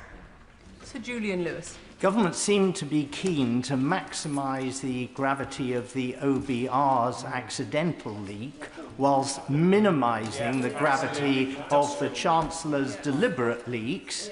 And as he has twice frankly admitted not being aware of the case of Labour Chancellor Hugh Dalton, who resigned for inadvertently leaking to a journalist a single sentence of his budget moments before it was due to be announced in 1947, now that he has understood what actually happened then, and that was the paradigm case, does he think it holds any lessons or examples of conduct that the Chancellor ought to consider following? Madam Deputy Speaker, I came here this morning expecting to be critiqued by the opposition for their view of government policy. I didn't expect a critique of my knowledge of history, but it appears that that's the route that the honourable gentleman wants to take. And indeed, when I gave way to the gentleman sitting to his right yesterday, my right honourable friend, the Health Secretary, said I was being too generous. And I'm inclined to agree with my right honourable friend, the Health Secretary, that I was too generous in giving way to him yesterday. But the broader point that the right honourable gentleman who just asked his question made, I think we need to be really careful, Madam Deputy Speaker, about downplaying the seriousness of the OBR publishing their forecast early. It's not, as the other right honourable gentleman said, a narrow matter. It is not something which we can simply brush away. This is a serious leak of highly sensitive information, and we take it very seriously as a government. Andrew Lewin. Deputy Speaker, 3 years ago the role of the OBR came into sharp focus after the delivery of another budget, the budget that became known as the mini-budget, a budget in which the markets were sent spiralling and the Bank of England was forced to take emergency action. Would my right honourable friend agree with me that this last week has been a serious one, but within a week we have taken action, and 3 years on we are still living with the consequences of the decision taken by the party opposite? Yeah, quite right. Well, my honourable friend is absolutely right that people across Britain are still living with the consequences of what the previous government did in that mini-budget where they sidelined the OBR. And in fact, one of the reasons why we're so keen to protect and strengthen the integrity of the OBR is because of the vital role that it plays in our fiscal framework. And one of the very first bill, in fact, passed by this government included the fiscal lock, which now prevents the sidelining of the OBR. Joshua Reynolds. Deputy Speaker, in the budget, the Chancellor announced that she would legislate for only one assessment of the fiscal rules instead of two every year, as we have it at the moment. But in light of the change of OBR leadership, will he commit today to seek the views of the incoming chair of the OBR about the economic and fiscal impact of that decision before the government plough ahead with it? Madam Deputy Speaker, just to be clear in terms of what the OBR is required to do and what the Chancellor announced in the budget last week, the OBR is required to produce two forecasts a year, and the Chancellor will commission a second forecast in due course. As the Chancellor announced the budget, though, that forecast will not include an assessment of the government's performance against the fiscal rules, and the government will not respond with fiscal policy. Chris Vince. Thank you, Madam Deputy Speaker. I thank the Minister for his statement. Was he as surprised as I was to find out that such a sensitive document like this was actually being managed by something that was using WordPress? And would he reassure my constituent in Harlow, and what reassurances he had from the OBR, that moving forward these sort of documents will be password protected and, crucially, protected from foreign interference? Well, I thank my honourable friend for his question. I will admit that I was surprised to read the report from the OBR that it made clear that any assumptions we might have had that this was a simple error actually are not true. It was more systemic issues which were revealed by the OBR's report. And indeed, there was functionality, as I understand it, within the IT and website systems that the OBR had to have greater security. but they were not configured correctly to provide that security. And that really underscores for me this is not one inadvertent error by one official. This is a systemic issue with the information security, which is so important. Simon Hall. Thank you, Madam Deputy Speaker. While I remain convinced that there are other ways of delivering the guardrails that the Treasury needs without the OBR, I know the Chief Secretary and the Chancellor are not persuaded of that argument, but I wonder if he might be persuaded on this, that the resignation of the chair of the OBR and the new recruitment process underway does present an opportunity for the Treasury and the Permanent Secretary to reflect upon what it needs the OBR to be doing for the next 5, 10, 15, 20 years ahead. What skills it needs, what shape it needs to be, what it actually needs to do to get the economy right. Will they be availing themselves of that opportunity to recast the OBR and to reflect on its roles and responsibilities? Thank you. I thank the Right Honourable Gentleman, and I'm glad that having not had time to accept his intervention yesterday, we are now back to business as usual, where we have frequent exchanges across this chamber.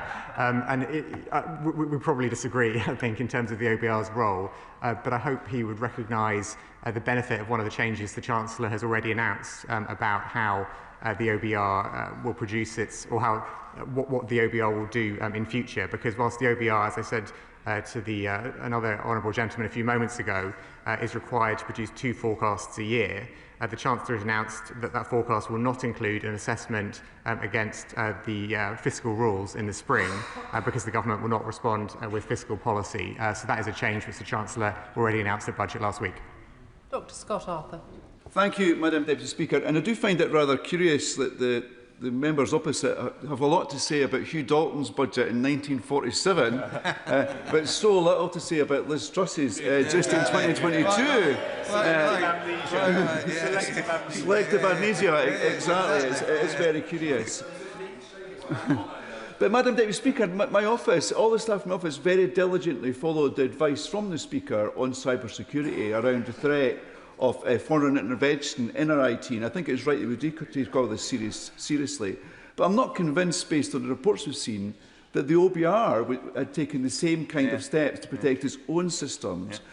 So, where the OBR and other government departments and agencies offered this advice and just didn't follow it, or is there an oversight here in terms of how we're managing the security right across government? Good question.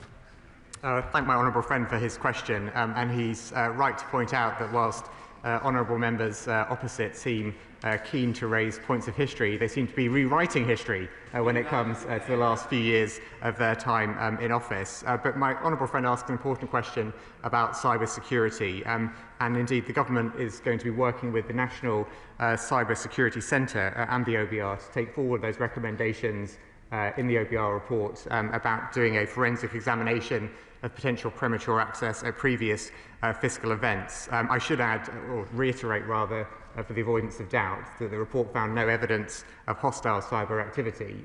But I think he's right to point out that information security, cyber security is important for all of us across government, and indeed that was reflected in the spending review.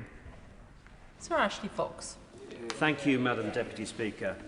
For the first time in its history, the OBR was forced to correct the record about the forecasting process in the run-up to the budget. Isn't the reason for this because the Chancellor selectively leaked information from the OBR to mislead the public and to justify tax rises? Order. I'm sure the honourable gentleman isn't wanting to suggest that the Chancellor in any way misled anyone.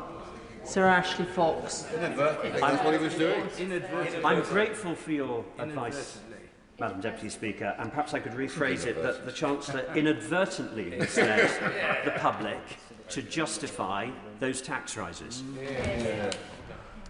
Madam Deputy Speaker, the OBR set out in black and white that the productivity downgrade reduced tax receipts by £16 billion. They identified causes of that productivity downgrade as being the previous government's record in office, whether that is slashing public investment or the mishandling of Brexit. The Chancellor was clear in her speech on November the 4th that this productivity downgrade, combined with the clear need to increase headroom to build resilience in the public finances, would require everyone to make a contribution, and that is what happened at the budget. Hayes. Thank you, Madam Deputy Speaker. It's a pleasure to see you in the chair. I was disappointed, as was my constituents, by the botched and premature release of the budget on the OBR website, and I welcome the news that the OBR are welcoming in a cyber expert.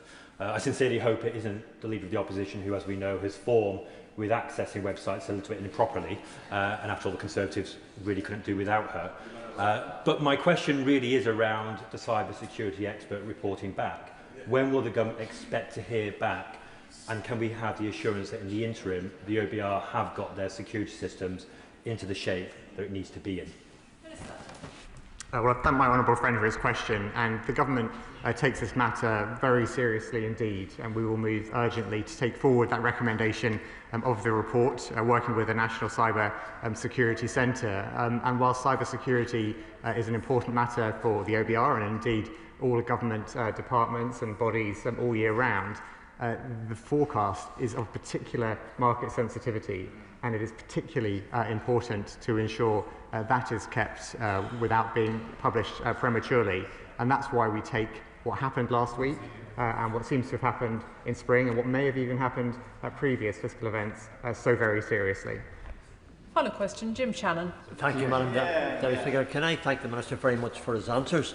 The OBR assessments have an incredible impact on households and businesses in Northern Ireland and indeed across the whole of the United Kingdom. So can the Minister please outline the steps that are to be taken to ensure full transparency around this resignation and to safeguard trust in the OBR's future work so that public confidence in our economy is not in any way undermined? Thank you. Well, the honourable gentleman is absolutely right to point out the importance of trust, not just in the economy but also the public finances, and indeed the role of the OBR is, in the government's view, a critical part of that trust, and it is because of that role that the OBR plays in our fiscal framework, robust and transparent fiscal framework, that we take the matter of the premature release of this information so seriously, and why we are following up the matters it raises so urgently. I thank the Minister for his responses this afternoon. Brings us to the second urgent question. Matt Weston. Thank you, Madam Deputy Speaker. To ask the Chancellor of the Duchy of Lancashire if he will make a statement on espionage cases and the Official Secrets Act. Minister Dan Jarvis.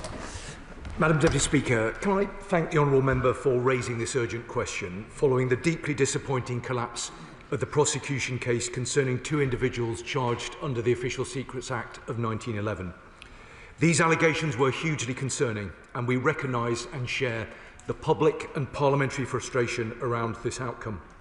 The government welcomed the JCNSS inquiry and the opportunity it provided for parliamentary scrutiny on this important matter, alongside the ongoing review led by the Intelligence and Security Committee.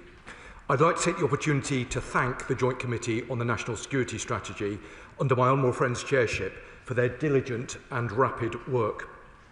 The Government will now take the time to consider the Committee's conclusions and recommendations properly, in conjunction with partners referenced in the report, before responding within the 2-month timeframe. However, what I will say today, Madam Deputy Speaker, is that I am glad that the JCNSS report has reinforced two fundamental points which the Government has made throughout. Firstly, and as the Government has been saying for several weeks, the report makes clear that there was no evidence of attempts by any minister, special advisor or senior official to interfere with the prosecution. The JCNSS report states that it found no evidence of improper influence. And despite ongoing questions about a meeting of senior officials that took place on the 1st of September, chaired by the National Security Advisor, the report clarifies that there was no deliberate efforts to obstruct the prosecution. Now, the first Senior Treasury Counsel had already made the judgment on the basis of the evidence that charges could not progress by the 22nd of August, more than a week before the meeting took place. Now, Madam Deputy Speaker, we have been consistent throughout on these points, which runs in sharp contrast to our critics, who initially criticised the government for intervening in the case, and then when it became clear that that was nonsense, criticised us for not intervening in the case. Secondly, the JCNSS report reinforces a fundamental point that I have made to this House previously, that the root cause of the failure of this case was the outdated Official Secrets Act of 1911, which of course predated the First World War. The 1911 Act created an unrealistic test by requiring the prosecution to prove that China was an enemy. The Law Commission had previously flagged the term enemy as being deeply problematic as far back as 2017. Now, the government will continue to work tirelessly to ensure that we have the most effective structures and processes in place to support law enforcement partners in mitigating and prosecuting foreign espionage wherever we find it. More importantly, the ongoing disinformation around the collapse of this case has been distracting from the most important issue that we should be focused on: how the government can work across this House to ensure that Chinese espionage will never be successful in the United Kingdom.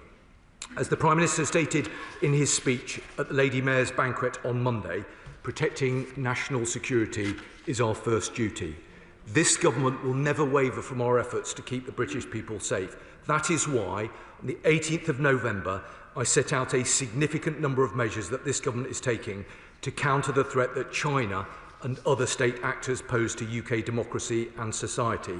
And in line with the JCNSS report, the government will continue to strengthen our processes and preparedness for future threats, ensuring we leverage our new security legislation effectively.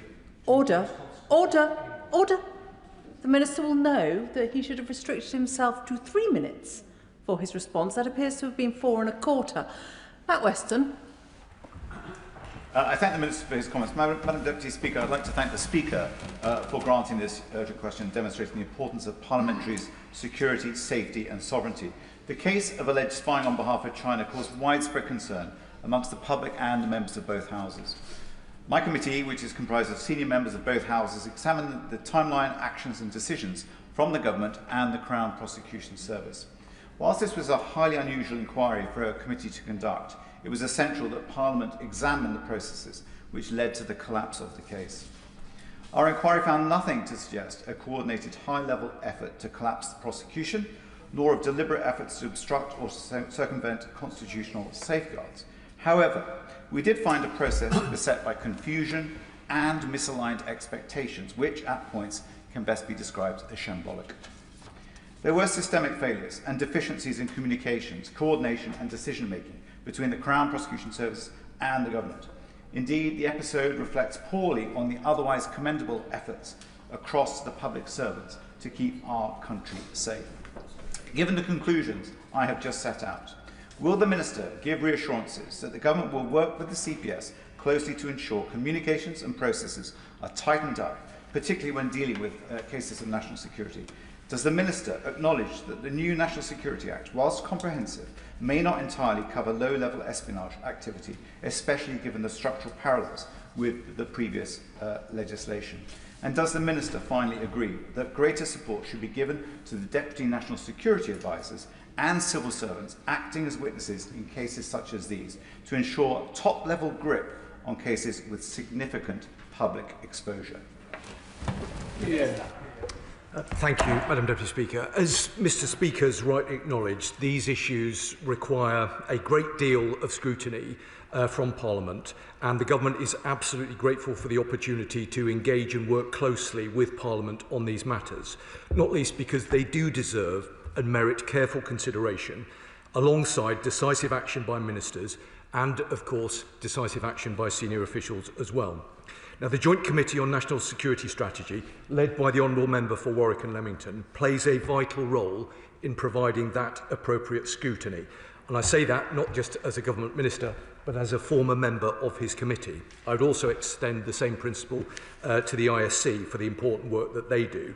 And I do want to take this opportunity again to thank the Chair and the whole of the committee for undertaking this work and publishing a comprehensive report as quickly as they have done. Now, the Honourable Member, the Chair, highlights some important aspects of the report's conclusions and the recommendations and the findings of the work that they have undertaken. And as I have said, the Government approaches this issue and will consider the committee's report with the utmost seriousness. Now, I can give him the assurances that he seeks in terms of the Government now very carefully considering the findings of the report. And of course, I give him and the House an absolute assurance that we will respond within the agreed timeframe.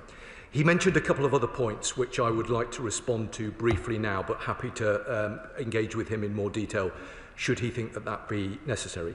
He mentioned the role of the CPS. And he will understand that as a government minister, I'm incredibly limited in terms of what I can say about the CPS because they are operationally independent of government. But I think he makes a fair challenge, and of course we'll look carefully at the report's findings in this area. He also mentioned the National Security Act. And whilst I am not in any way complacent with regard to that legislation, I do think that we find ourselves in a much stronger position than was the case previously. But of course, we keep these matters under review, and along with colleagues across government, we are constantly seeking to assure ourselves that the legislative framework that is in place is fit for purpose and is appropriate. And I give him an absolute assurance that that is something that we take incredibly seriously. Finally, Madam Deputy Speaker, he mentioned the Deputy National Security Advisor. Let me take the opportunity again to pay tribute to him for the important work that he does. He is a dedicated public servant and his contribution to our national security is immense. The government is grateful for his service, as I am sure is the whole House. But I'll look very carefully at the points that the Honourable Member has made, and we will make sure that they are properly reflected in the response he receives from the government. Shadow Chancellor of the Duchy of Lancaster. Thank you very much, Madam Deputy Speaker. I thank the Joint Committee for their work. Their report is a damning indictment of the government's handling of the China spy case. Not only has the investigation found, and I quote, serious systemic failures and deficiencies, it was, as the honourable gentleman just said, shambolic. It's found as well, surprise, surprise, that there was enough evidence to prosecute the alleged spies. The committee writes, in our view, it is plain that China posed a range of threats to the United Kingdom's national security. In our view, it is plain that, taken together, these amounted to a more general active threat to the United Kingdom's national security. Madam Deputy Speaker, the party opposite tried to blame the last government for the collapse of the case, but this investigation has exposed that that is plainly untrue. I was surprised to hear the Security Minister refer to the deficiencies of the 1911 Act. I draw his attention to paragraph 40 of the report. I think he probably should have read it before he came to this House. It was this government's incompetence which ultimately led to these two men not standing trial. And most worryingly, this report reminds us that there may be many more such cases. Indeed, why wouldn't there be if foreign spies believe they can act against this House with impunity and effective immunity? It is obvious that this government's not prepared to stand firm. Over the past few days, we've heard from the press, not from reports of this House, that the Prime Minister is about to sign off the mega Chinese embassy in London, despite major security concerns, and that he's preparing to travel to Beijing. Will he, I wonder, have the backbone to stand up for our interests whilst he is there? I will ask the Security Minister three very simple and straightforward questions. First, did the government provide the Joint Committee with the minutes of the 1st of September meeting chaired by the National Security Advisor? The minutes. If not, why not? Second, a number of ministers during the many debates we've had in this House appear to have made inaccurate and misleading statements on at least 6 occasions. Will the Minister ensure that corrections are made to Hansard so that the record is straight? And third, given that the Joint Committee has concluded from the evidence it was given that China is a general threat to the United Kingdom's national security, does the government agree? And if it does, how can it justify supporting the mega embassy? Before I call the Minister, can I make the point to both front benches now that in urgent questions, the Minister has 3 minutes to respond. The opposition front bench should have taken 2 minutes. As an advisory note to the Liberal Democrats, it's 1 minute. And can I commend the Honourable Member for Warwick and Leamington Spa for managing to stay well within his 2 minutes. Minister. Thank you, Madam Deputy Speaker. Madam Deputy Speaker, a few moments ago, I spoke of the careful consideration and appropriate scrutiny with which this matter deserves. And whilst many members of both houses and members of all parties on the Honourable Gentleman's Committee have adopted such an approach, I have to say that I am disappointed that the Honourable Member opposite continues to choose a different approach. He didn't seem to want to mention that much of the report refers to the time of his party in government. Now, some might have hoped that he would use his contribution today to show a bit of humility, both to the House and to those within our national security community, not least for some of the lowbrow political point scoring and baseless accusations we've heard over the past few weeks. Now, Madam Deputy Speaker, in the aftermath of the trial's collapse, some members opposite accused ministers, special advisers and civil servants of improper interference. This report makes clear that that was baseless and untrue. There were some who suggested that some of our most experienced and most dedicated national security experts set out to deliberately withhold information from prosecutors in order to placate the Chinese government. This report makes clear that that was baseless and untrue. There were some who suggested that their failure to update critical national security legislation was immaterial to the case that was being brought to trial. And this report makes clear that the root cause of the collapse was the years of dither and delay which left outdated, ineffective legislation on the statute book long after we knew that it did not protect our country from the modern threats that we face. Now, Madam Deputy Speaker, some members, not all members, some members opposite were all over the place on that legislation and were all over the place with regard to China, and some of them, Madam Deputy Speaker, sadly still are. Now, as the Prime Minister set out this week, we had the golden age of relations under David Cameron and George Osborne, which then flipped to an ice age that some still advocate. But no matter how much members opposite may wish it to be so, not engaging with China is no option at all. We have been clear that we will cooperate where we can, but always challenge where we must. Now, Madam Deputy Speaker, when we say that national security is the first priority of this government, we mean it. And since the trial's collapse, I've announced a comprehensive package which will help us tackle economic, academic, cyber and espionage threats which China presents. The report that the Honourable Member has referred to provides further useful thought on how we can best safeguard our national security, and the government genuinely welcomes that constructive feedback.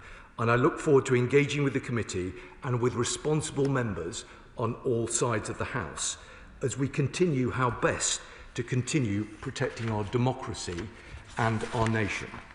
Now, the Honourable Member opposite did ask me about the minutes of, he's still asking me about the 1st of January meeting, and I'm going to give the Honourable Member the answer. The minutes were provided by the government to the ISC. So there's his answer. He also, on several occasions, referenced the application for the Chinese embassy.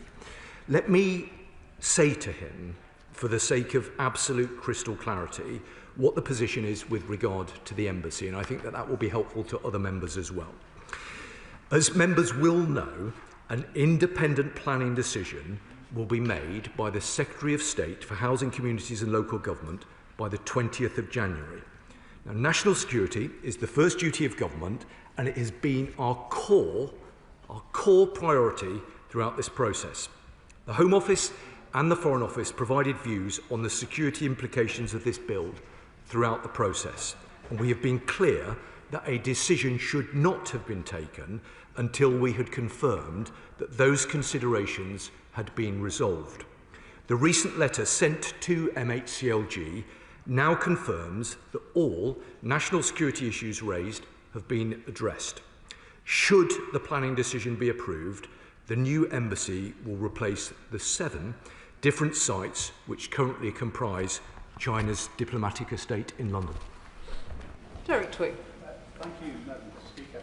I think, Madam Speaker, many of us are still somewhat bemused by the fact, despite the 3 witness statements, that somehow the Crown Prosecution Service thought it couldn't go ahead with prosecution. But can I say to my right honourable friend, and I welcome much of what he's said, I think it would be very useful for my honourable friends, the Chair's questions and points before, if he would agree to come back to the committee after the government responds to the committee's recommendations and report, so we could hear sort of a clear timeline for the changes that rightly need to be made. Yeah. Well, I'm grateful to him. He will understand that there's nothing more I can add with regard to his first point about the CPS. In terms of his substantive point about engagement with committees of this House, let me give him that assurance. I genuinely welcome the constructive scrutiny, both of the committee that he sits on and of the Honourable Members Committee as well. I think that they provide a huge amount of value, and I give him an absolute assurance of our continued desire to cooperate closely with them. Liberal Democrat spokesperson Lisa Smart. Thank you very much indeed, Madam Deputy Speaker. The seriousness of the threat Beijing poses to our national security cannot be overstated.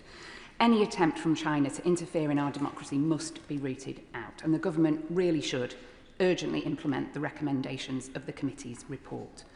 The work that the National Security Advisor and his deputy are doing is vital to keeping our country safe, but the report is damning, and it describes aspects of the situation as shambolic. The Minister has previously mentioned his plans for new powers to counter foreign interference, and I'd be grateful if he could provide a timeline for their introduction. While I'm on my feet, Madam Deputy Speaker, I once again urge the Minister to place China on the enhanced tier of furs. And if he won't do that today, I wonder if he might give us a date in the diary, say, a week before the Prime Minister's visit to Beijing, which may well coincide with the date of an announcement on a planning permission for the mega embassy decision, and give the clarity to the House that it deserves. Well, Madam Deputy Speaker, I'm very grateful to her for her serious attention to these matters. I hope that she would acknowledge that it's only a couple of weeks ago that I brought forward to this House a very significant package of measures designed specifically to counter the threats that we've been debating over a number of months now. And I hope that she would acknowledge that that was a very significant package of measures. But of course, we keep these matters under very close review. I'm certain that the government will want to bring forward further measures in due course. She raised the point about furs. As I've said to the House previously, there were members opposite who didn't think that we would introduce furs on time. We did introduce furs on time. I think it is a valuable tool and adds significant value to our capabilities with regard to our national security. But at the same time, we have to very carefully deliberate the addition of more countries onto the enhanced tier. We keep that under very close review, and I'd be very happy to discuss that matter with her further. Andy Slaughter. Very much, Madam Deputy Speaker. The committee, of which I'm a member, approached this in a non-partisan way, and I agree with the Minister that it's a pity the opposition has not taken the same approach, particularly as it started on their watch. The strong impression I formed from the inquiry was that everyone thought they were doing the right thing, but in reality they were tiptoeing around the issues and staying in their own silos. Whether the Minister agrees with that analysis or not, what organisational lessons has he learnt that will prevent any repetition of this, in his own words, deeply disappointing outcome? Well, I'm grateful to him for his contribution today and his work on the committee, and I completely agree the premise of his point that the committee considered these matters in a non-partisan way. And I think that is precisely the right approach. That is the approach that I will always seek to undertake. And I know that the majority of members of this House will proceed in the same way. Now, he raised an entirely fair and reasonable challenge about the organisational lessons that have been learned as a consequence of this process. I think all ministers in this government and in the previous government should approach these kind of reports with a degree of humility. Undoubtedly, there are lessons that will need to be both identified, learned and implemented as a consequence of recent events. As I know he would expect, as would the House, I think the government needs to do that in a measured and considered way, and that is why I give him and his committee an absolute assurance that we will look at the detail of his report very closely indeed, and we will respond within the time frame that they have set us. Julian Lewis.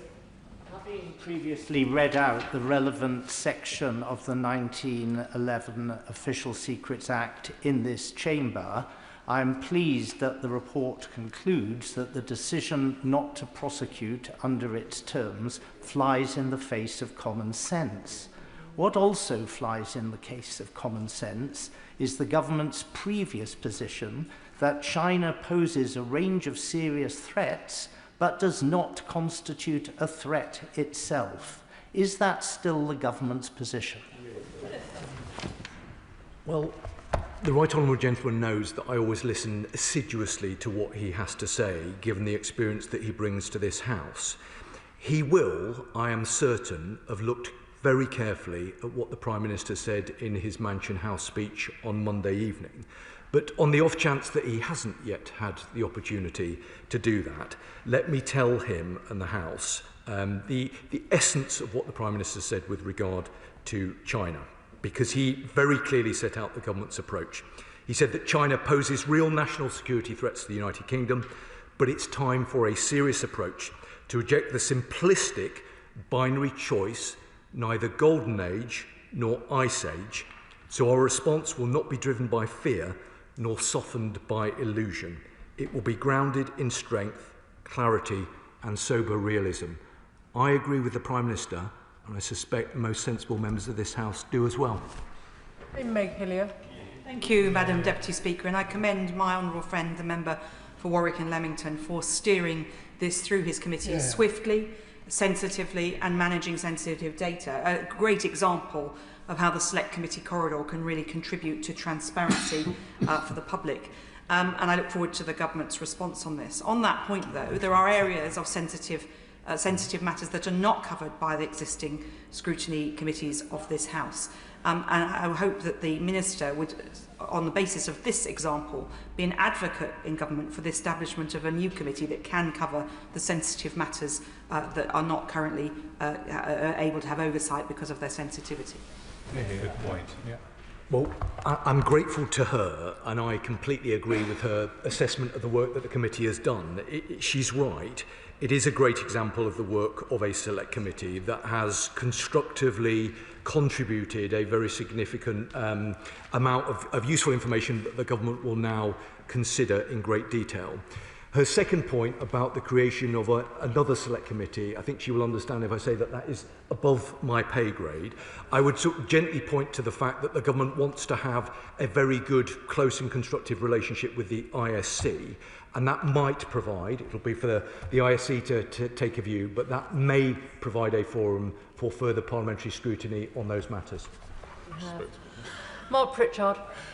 Madam Deputy Speaker, whilst I have huge respect for the Security Minister and indeed the Honourable Member for Warrington and Leamington and his committee, and I sat on that joint committee for National Security Strategy for 5 years, is it not the case that this statement actually raises more questions, that it is not a case of case closed, but there are questions that are still outstanding, and that is because inherent the weakness here is that the joint committee does not have access to classified material. Only the Intelligence and Security Committee does. Again, I sat on that committee. So having sat on both committees, there is a stark contrast between the types of witnesses that can be called and what the witnesses can actually say. So therefore, would the Minister now commit, given the earlier question, to review the memorandum of understanding between the Intelligence and Security Committee to ensure that the right questions can be asked of the right committee at the right time so that we can actually have some definitive conclusions on this whole saga? I'm grateful to him for the experience that he brings to this House, not least in terms of having sat on both of the committees that we've just been referring to. I'd, if you'll forgive me, slightly take issue with his assessment of what the report does, because the government is very clear that the report emphasises the key arguments that the government have been bringing forward over the last couple of weeks. In terms of his second point, around the MOU. He's raised that previously. I think it's an entirely reasonable point for him to raise, both publicly and privately. Let me take it away, and I will come back to him. Tulip Siddiq. Thank you, Madam Deputy Speaker. The Security Minister knows very well the case of my constituent, Nazanin Zaghari-Ratcliffe, who is accused of espionage by the Iranian state. In case the Minister needs a reminder, her horrifying ordeal is being dramatised on BBC iPlayer at the moment. And the one thing Nazanin has said to me constantly is that a hostage envoy would have really helped when dealing with her situation. I know this is dealing with espionage cases from the other side, but for the sake of national security, has the Minister considered a hostage envoy, which is what the Ratcliffe family keep raising with me? Well, I'm grateful to her for the contribution that she's made and the work that she's done previously. I'm joined on the Treasury bench by a Foreign Office Minister who listened very carefully to the Honourable Lady's comments and has indicated that he'd be very happy to discuss them further with her. Speaker, can I thank the Minister for his response and the way he's responding to this? I know he'll be as concerned as the rest of us around descriptions of this being the process being shambolic and the criticisms of systematic failures. Can the Minister tell us what's changed? And secondly, what's changed over the past almost 4 years? Because Russia's invasion of Ukraine changed the world profoundly and China continues to provide assistance to Russia. Madam Deputy Speaker, I think that is an entirely fair and reasonable question. So I can give him a very straight response. One of the things that has changed is that the Prime Minister, rightly in my view, conducted a machinery of government change in September, which means that the Security Minister now sits not just in the Home Office, as was the case previously, but I also now sit in the Cabinet Office.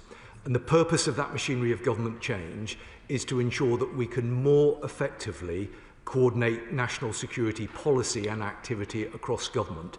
It's relatively early days, but my analysis today is that that was the right move to make, and I think will enable government to make better, more informed, timely decisions in this area. But at the same time, I approach these things with a degree of humility. We will look very carefully at the findings of the report and make sure that we consider them and we look at what changes are necessary and will respond to the committee and to this House in due course. Dr Scott Arthur. Thank you, Madam Deputy Speaker, and I do thank the Minister for his response today. I think throughout this affair he's remained calm and consistent in how he's answered what, let's be honest, have been smears at times from the benches opposite. And I think the report from the Joint Committee has found them out, and that's why their benches are empty today. I think the members opposite, rather than hiding, they should be in here apologising. Absolutely. But does the Minister welcome that the report makes clear that the root cause of the case collapsing was a dithering and delay from the previous government? And does he agree with the Prime Minister when he says that this is nothing short of a dereliction of duty when it comes to our national security? Thank you. Well, I'm grateful to him for his contribution today and on many previous occasions. I mean, the essence of the point that he makes, I think, is absolutely right. I do regret the tone of some of these debates in recent weeks. I think some of it has been entirely unnecessary when what we should have been doing is coming together as a House to look at what we can do together to ensure that the activity that we had allegedly seen here isn't able to happen again. That has always been my approach throughout, and it will continue to be my approach as we move forward. The points he made about the recommendations within the report are absolutely right, and I think it vindicates the basic argument that the government has sought to bring forward. But I say that with humility because we will want to look carefully at the detail of all of the findings and all of the recommendations.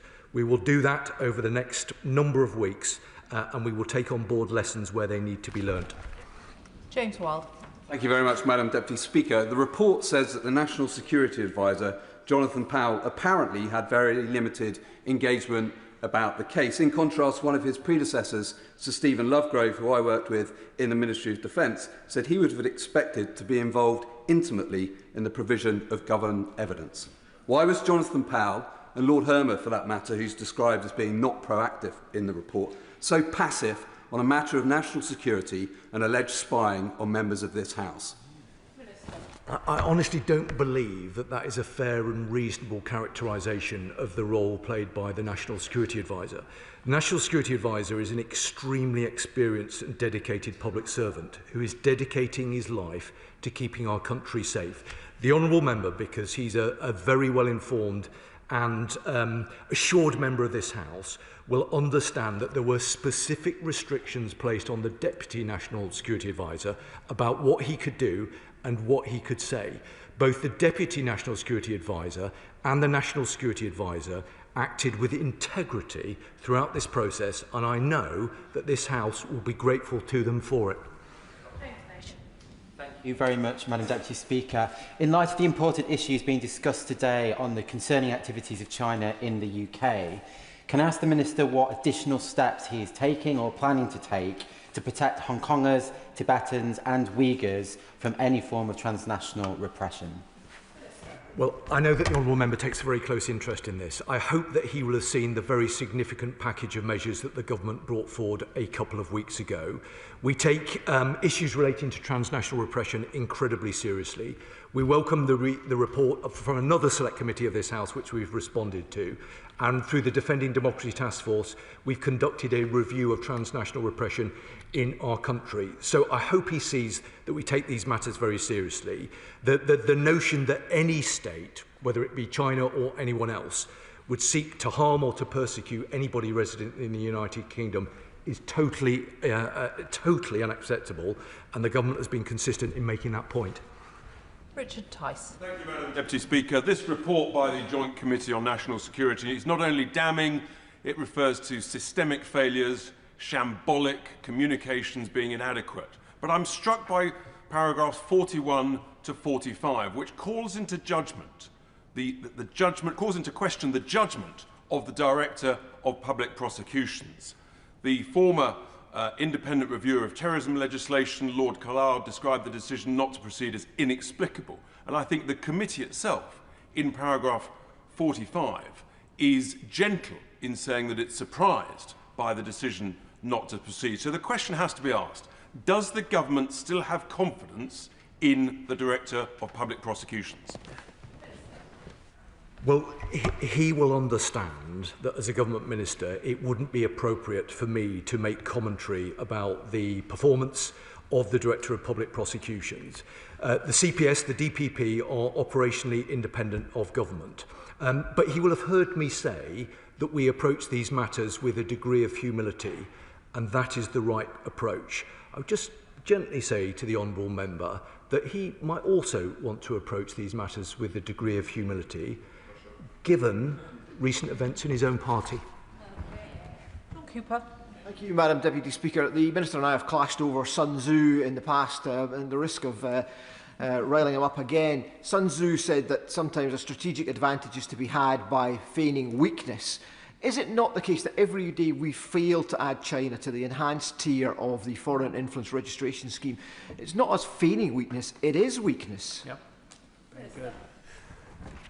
Well, Madam Deputy Speaker, as Christmas approaches, I hope that perhaps there might be an opportunity for a cup of coffee with the Honourable Gentleman, and we can compare our various quotes. And I give him an assurance that I never had any concern about him seeking to quote Sun Tzu. I think my concern was that I think it's possible to find a quote from him that basically matches any particular argument that you want to progress. But his substantive point was about furs, and he will have heard what I've said today and previously. The Government is looking very closely at whether there should be additional countries added onto the enhanced tier. But when a decision is made with regard to that, we will bring that forward in the usual way. Jim Shannon. Thank you, Madam Deputy Speaker. Can I thank the Minister very much, first of all, for his careful and helpful answers to the questions. Given the collapse of the recent espionage case and the findings that failures in procedure and coordination undermined the prosecution, what specific actions will the Government now take to restore confidence in parliamentary security and ensure alleged spy threats are fully investigated to pursue the course of justice so that something similar does not ever happen again? Thank you very much. Well, Madam Deputy Speaker, I'm grateful to him, as I always am. He made an important point about parliamentary security, And I hope, as a very dedicated parliamentarian, he will know that the government takes these matters incredibly seriously. That's why we're working very closely with Mr. Speaker and with this House through the Defending Democracy Task Force to make sure that we have the appropriate mitigations in place to counter the nature of the threat that we face. I think it's also, because I hold the Honourable Gentleman in very high regard, just referring to what the Prime Minister said on Monday, because the Prime Minister made, I think, an important point that is highly relevant to the question that he has raised, which is to say that protecting our security, and I know that he will agree with this, is non-negotiable. It is our first duty, but by taking tough steps to keep us secure, we enable ourselves to cooperate in other areas. I hope that he agrees with that. Final question, Jim Allister. Today again, the Minister has said that the reason this case collapsed was the inadequacy of the 1911 Act, which raises the obvious question. How come these two gentlemen were ever charged in the first place? Because the evidential test at the moment they were charged is exactly the same as the evidential test when the case was dropped. So how did they come to be charged under this Act if it was inadequate? Isn't it quite clear the Act was more than adequate to charge them and more than adequate to convict them? Well, I'm not sure that anybody really thinks that the 1911 Act was appropriate. And as he will know, because it's a statement of obvious truth, the decision to proceed was taken not under this government, but under the previous one. All I'm able to do to this House is to account for the decisions taken and the actions taken by this government. And what this government will always do is ensure that we protect our national security. It is our first duty, and nothing matters more. Can I thank the Security Minister for his answers this afternoon? I will allow a few moments for the front benches to swap over.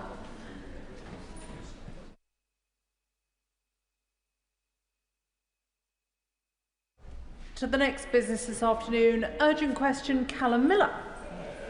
Thank you, Madam Deputy Speaker. To ask the Secretary of State for Foreign, Commonwealth and Development Affairs to make a statement on imminent US military strikes on land targets in Venezuela and the implications for UK foreign policy. Madam Deputy Speaker, as my honourable friend, the Minister for North America, said to the House yesterday, questions of US military action in the Caribbean and Pacific are questions for the US. The UK has not been involved in US strikes in the Caribbean. The Foreign Office currently advises against all but essential travel to Venezuela due to ongoing crime and instability. As always, our travel advice remains under regular review to ensure it reflects our latest assessments of risks to British nationals.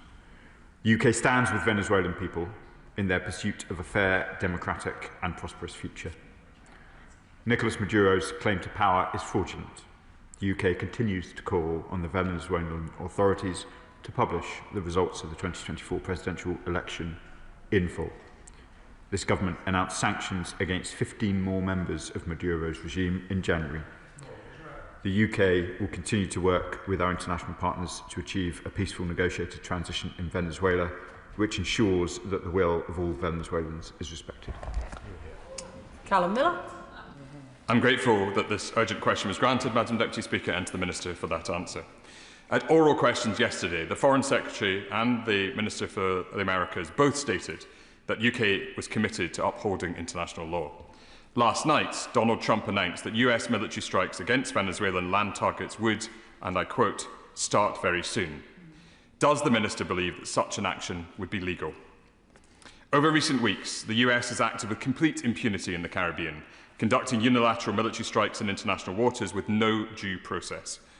Let me be very clear. President Maduro is a threat to democracy and civil liberty. He is an ally only to dictators like Vladimir Putin and President Xi. Yet the UK's response to the culture of impunity in the Oval Office must be robust and consistent. We must always hold those who breach international law accountable, and by failing to, we risk normalising abuses which are eroding the international liberal order, all to the benefit of strong men like Maduro, who reject entirely the rule of law. So I have several questions for the Minister. Have US strikes in the Caribbean already violated international law? What steps is the government taking, including on and halting intelligence sharing, to ensure the UK cannot be complicit in other US violations?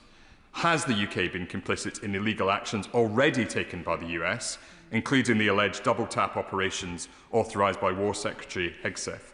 And does the Minister believe that War Secretary Hegseth has authorised the commitment of war crimes?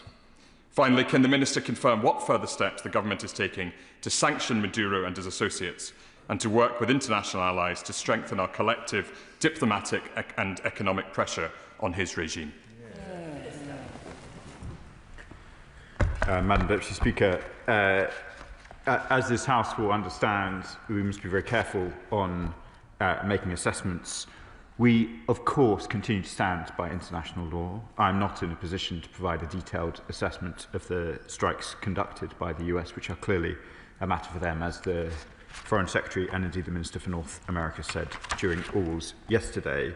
The Liberal Democrat spokesperson asks whether we were involved in the strikes. I confirm again, as we confirmed yesterday, that we were not. He will understand that I won't comment on intelligence matters from the dispatch box, and he asks about our policy towards Venezuela. It remains, as I set out, we do not accept the legitimacy of the current administration put in place by Nicolas Maduro, but we do maintain limited engagement with Venezuelan officials when necessary.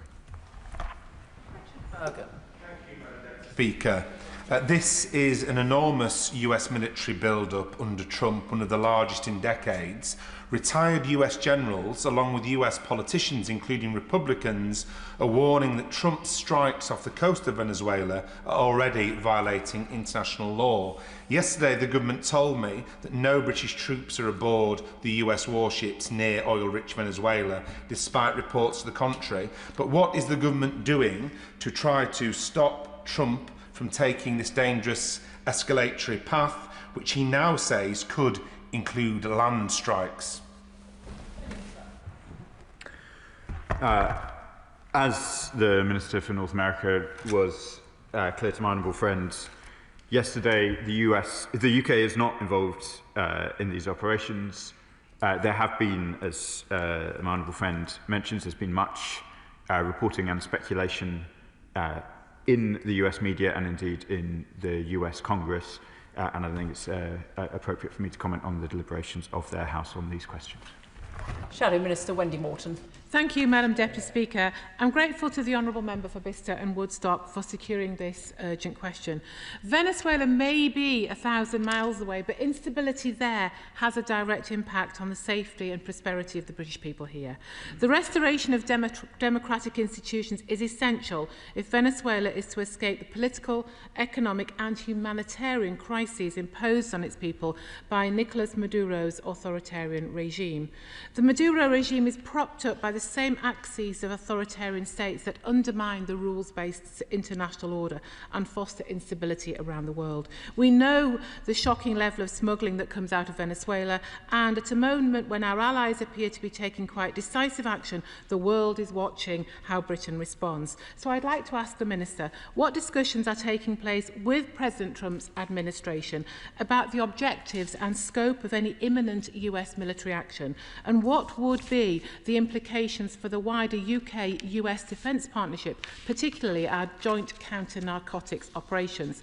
The House will also expect clarity on how the government intends to hold the Maduro regime to account, what further diplomatic pressure, targeted sanctions and coordinated international action is the UK pursuing to support Venezuelans fighting for a peaceful democratic transition.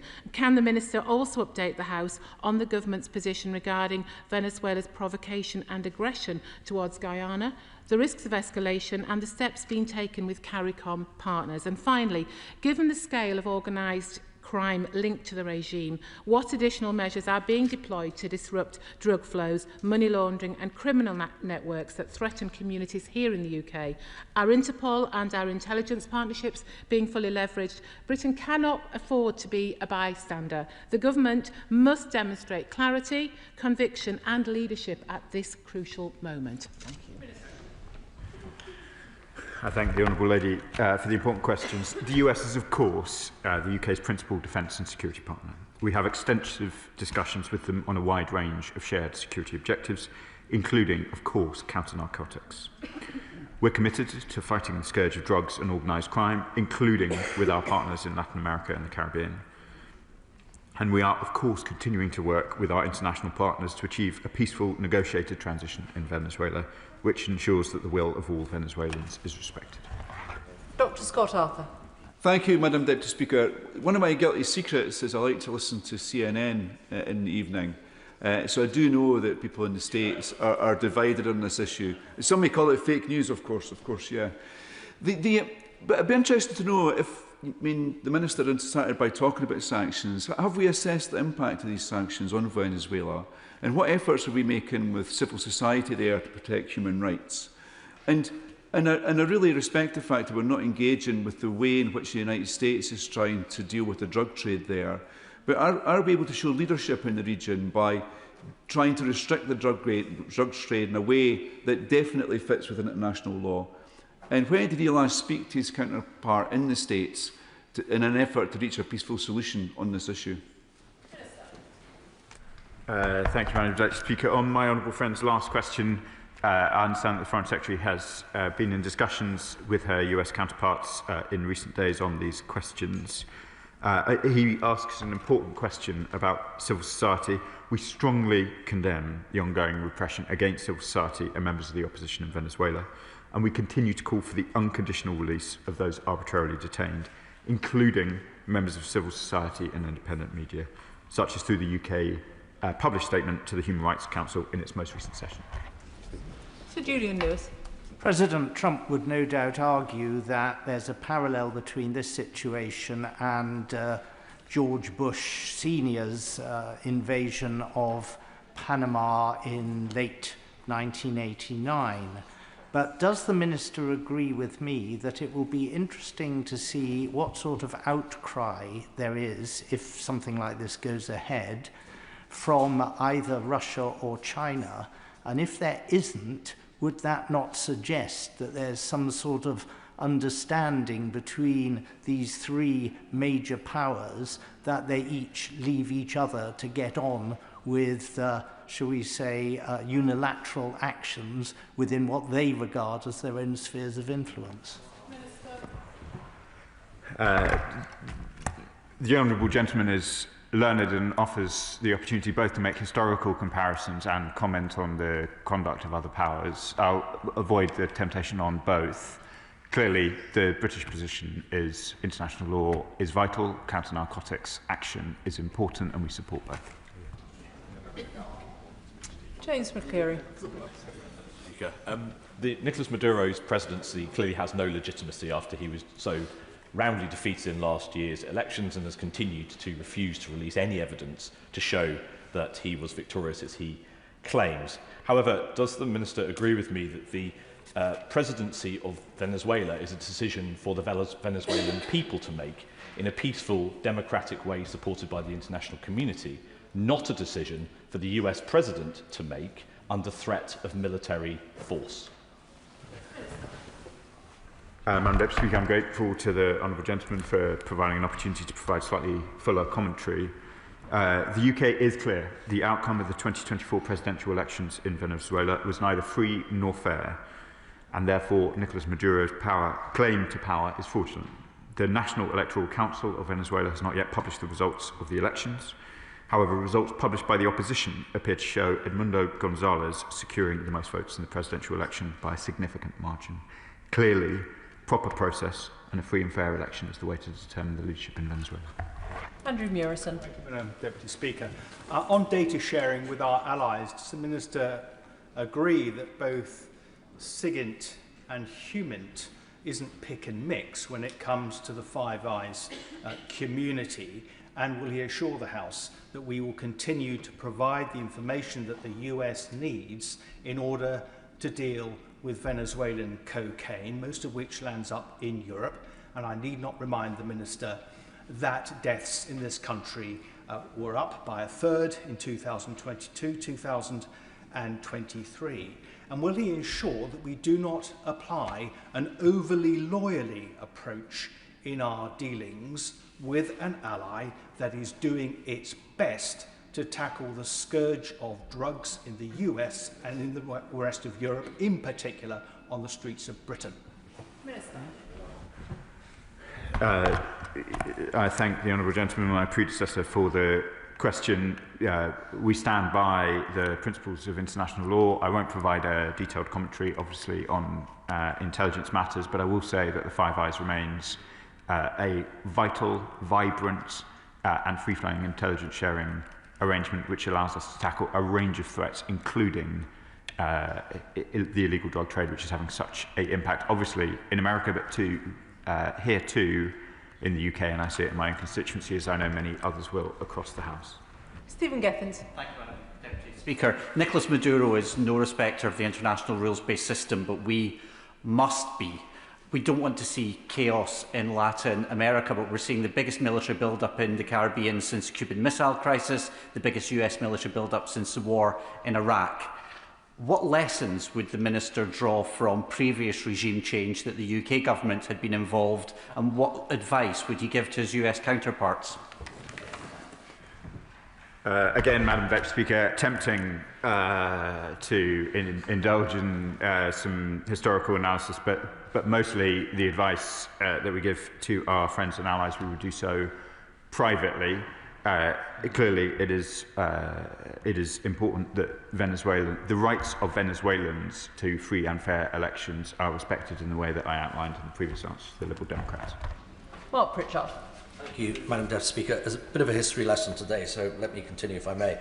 Of course, President Reagan had his famous wobble over the Falkland Islands, and I think eventually came to the right decision supporting the UK at that time. But of course, how we liaise with the United States as their closest ally, certainly in our eyes, we're their closest ally, whether it's the other way around, let's wait and see. But it could be Venezuela today, it could be Cuba tomorrow, it could be Haiti, and so on and so forth. So I think we need to be candid with the United States. We need to uphold international law, and we need to encourage our cousins across the water to show restraint while recognising the need for them to counter the very, very bad drugs trade that's going into the United States and affecting crime in the streets in many, many cities there. But of course, the three impacts potentially out of this is, one, the growing malign influence already in the region of both China and Russia, and how this might impact the proximity to Commonwealth countries such as Trinidad and Tobago or Guyana. So there are unintended consequences of something that the United States might feel is completely legitimate. And of course, finally, is the issue of, does it legitimise Putin's actions in Ukraine? Madam Secretary, I'm grateful for the experience the honourable member brings to these questions. I want to be absolutely clear about the preeminent role of international law and how important that is to this government, and that the actions that we take, and those are of course points that we make to our allies as well. Edward Morello. Speaker, I would just say to the honourable member for New Forest East, I suspect he grants President Trump far too much credit in understanding the Monroe Doctrine, but that's an aside. To the Minister, what legal advice has the government received or obtained in regard to the legality or possible legal implications of support for the US, albeit through intelligence sharing, for any potential strikes on Venezuela? Madam Deputy Speaker, as the House will know, ministers receive legal advice on a range of matters relating to foreign policy, and that advice is subject to legal professional privilege. Jeremy Corbyn. Thank you, Madam Deputy Speaker, and I compliment the member for Bicester and Woodstock on getting this urgent question today. Could the Minister be very clear? What the US is doing is illegal in bombing vessels at sea, in both international waters and potentially in territorial waters. The harassment of Trinidadian fishing communities likewise, and the now threat of bombardment on the Venezuelan mainland is completely illegal within all sections of international law. Has the British government made any representations to the US on this? And what role did the British government play at the United Nations in the discussions about this? And does he accept this is an incredibly dangerous massive build-up of military force in the Caribbean that can only be dangerous, not just to the people of Venezuela, but the people of every other country and island within the region. Surely there should be some move towards peace rather than allowing this military confrontation to develop. Thank you, Madam Deputy Speaker, and the Right Honourable Gentleman brings considerable experience of Latin American issues to this House. On the legal position, I don't think I have very much more to add. Clearly, there has been extensive reporting over the last few days of some specific US strikes. I want to reiterate to the Right Honourable Gentleman that they were not strikes in which the UK had any role, so we're not in a position to provide the fuller explanation that we would had we been involved, which we were not. And on his wider question about his views about build-up in the region, I think the House has heard them. Martin Wrigley. Thank you, Madam Deputy Speaker. I thank the Minister for his answers so far. Can I just reiterate on the legality of the US bombing ships that are simply accused of carrying drugs? And is the Minister willing to actually say whether he thinks that is legal or not legal in international waters? I want to be absolutely clear, Madam Deputy Speaker, the UK government stands behind international law in relation both to the law of the sea and international humanitarian law. In every forum, that is what we will stand for. I'm not in a position to make assessments on individual strikes for the reasons that I've set out, but I want to once again underline our position in relation both to IHL and the law of the sea. Final question, Jim Shannon. Thank you, Madam Deputy Speaker. Can I thank the Minister very much for his careful and thoughtful answers on an issue that concerns us greatly. Given the widespread concern about the potential for civilian casualties from these strikes near Venezuela, what assessment has been made to ensure that UK cooperation in the region does not in any way contribute to harm to civilians and remains fully consistent with our human rights obligations? Thank you. As ever, Madam Deputy Speaker, the Honourable Gentleman asks an important question in a courteous way. The prospects for the people of Venezuela must be at the heart of our deliberations. As I say, we have been engaged with civil society, where necessary, the Venezuelan government themselves, and we will continue to keep the human rights of the people of Venezuela in our hearts. Can I thank the Minister for his responses this afternoon? I'll just allow the front bench to swap over.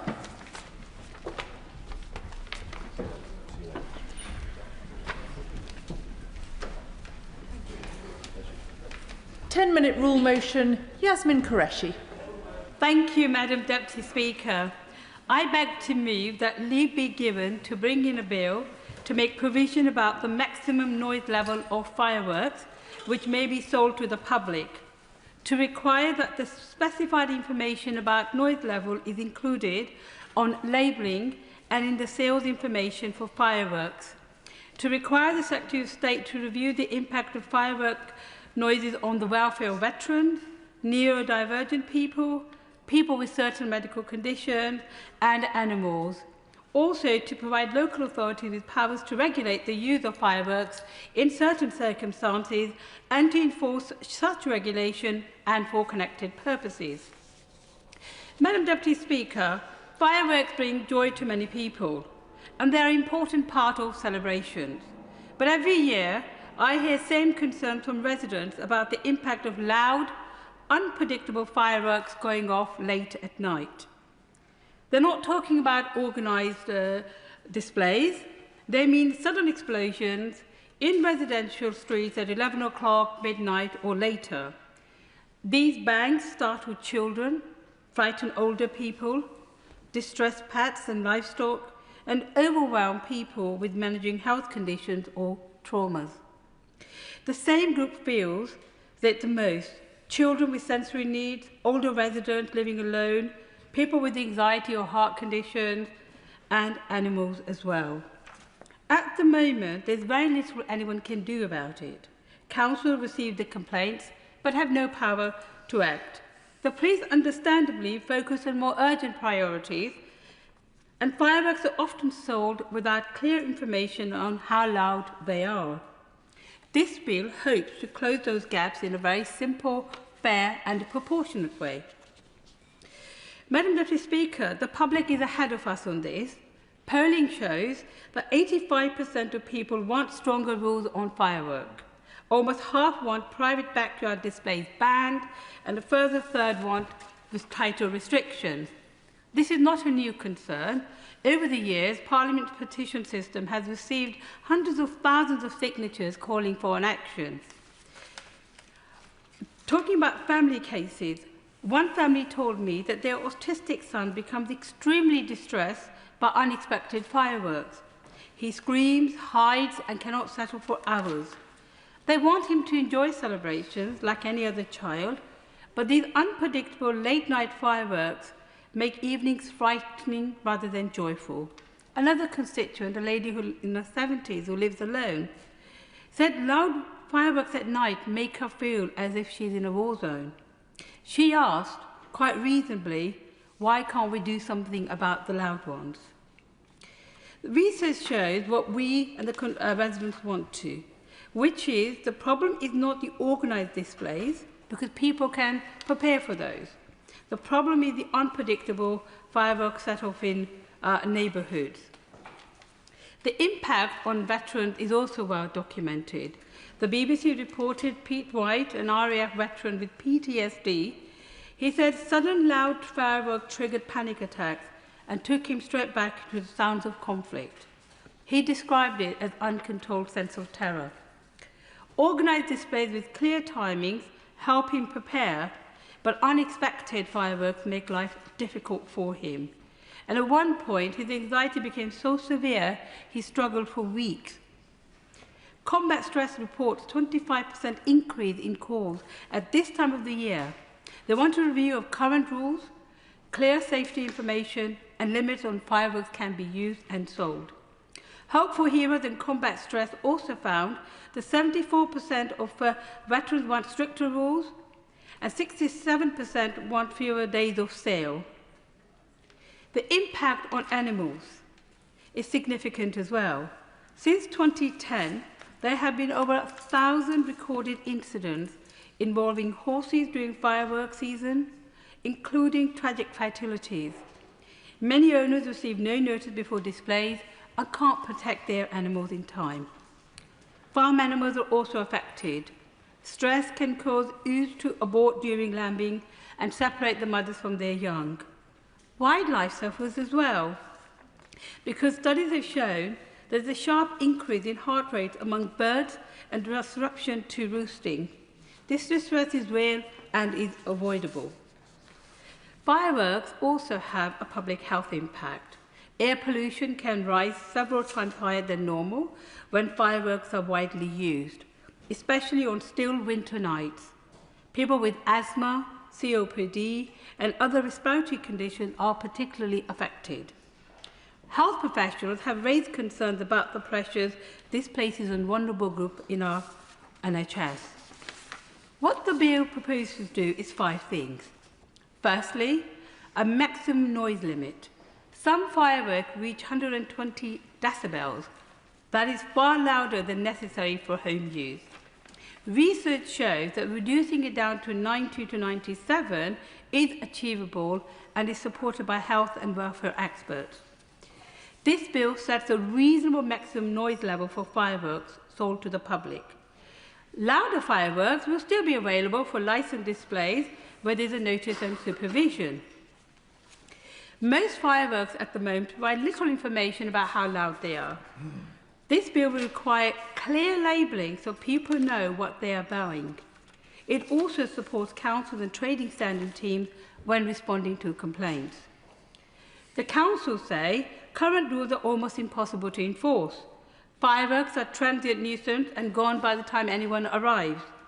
But this bill will give the council the ability to introduce targeted, time-limited rules in areas with repeated problems. It's not a blanket ban. It builds on tools councils already use for noise and antisocial behaviour. It lets the councils respond directly to their communities. At the moment, civil enforcement rules rely on the police. This is unrealistic, ineffective and counterproductive. This bill will give the council the powers to issue civil penalties, similar to how they deal with littering, fly tipping and environmental noise. It is practical, proportionate and fair. The bill also requires the Secretary of State to review the impact of firework noise on veterans, neurodivergent people, people with certain medical conditions and animals. This ensures future policies based on proper evidence. Colleagues have brought forward important proposals before. My honourable friend, the member for Bedford South, one of the deputy speakers, has focused on noise limits. My honourable friend, the member for Luton North, has focused on sales and licensing. This bill is a bit different. It focuses on community impact, late-night misuse, unpredictability, and, more importantly, council powers. These approaches complement each other, and this bill fills the missing part. In conclusion, I'm not a party pooper. I don't want to ban fireworks. I want the celebrations to continue. But what we are against is the loudest fireworks used safely and predictably and with respect for neighbours. They want their families, pets and vulnerable neighbours to feel safe in their homes. They want the council to have the ability to act, and they want fireworks sold responsibly and clearly labelled. This bill offers a balanced, practical and a way forward. I commend it to the House. The question is that the honourable member have leave to bring in the bill. As many as are of that opinion say aye. Of the contrary, no. I think the ayes have it. The ayes have it. Who will prepare and bring in the bill? Jim McMahon, Sarah Champion, Debbie Abrahams, Liz Saville-Roberts, Emma Lavelle-Buck, Jamie Stone, Nadia Whitmore, Tan Dussey, Chris Law, Imran Hussain, Alex Sobel and myself, Madam Deputy Speaker. Yasmin Qureshi.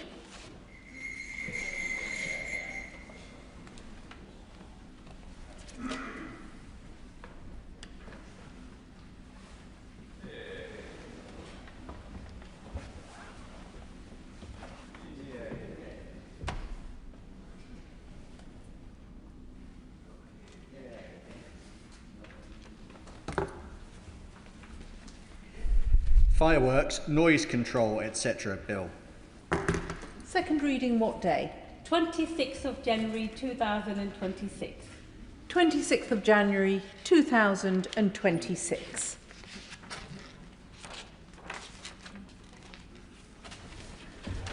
The clerk will now proceed to read the orders of the day.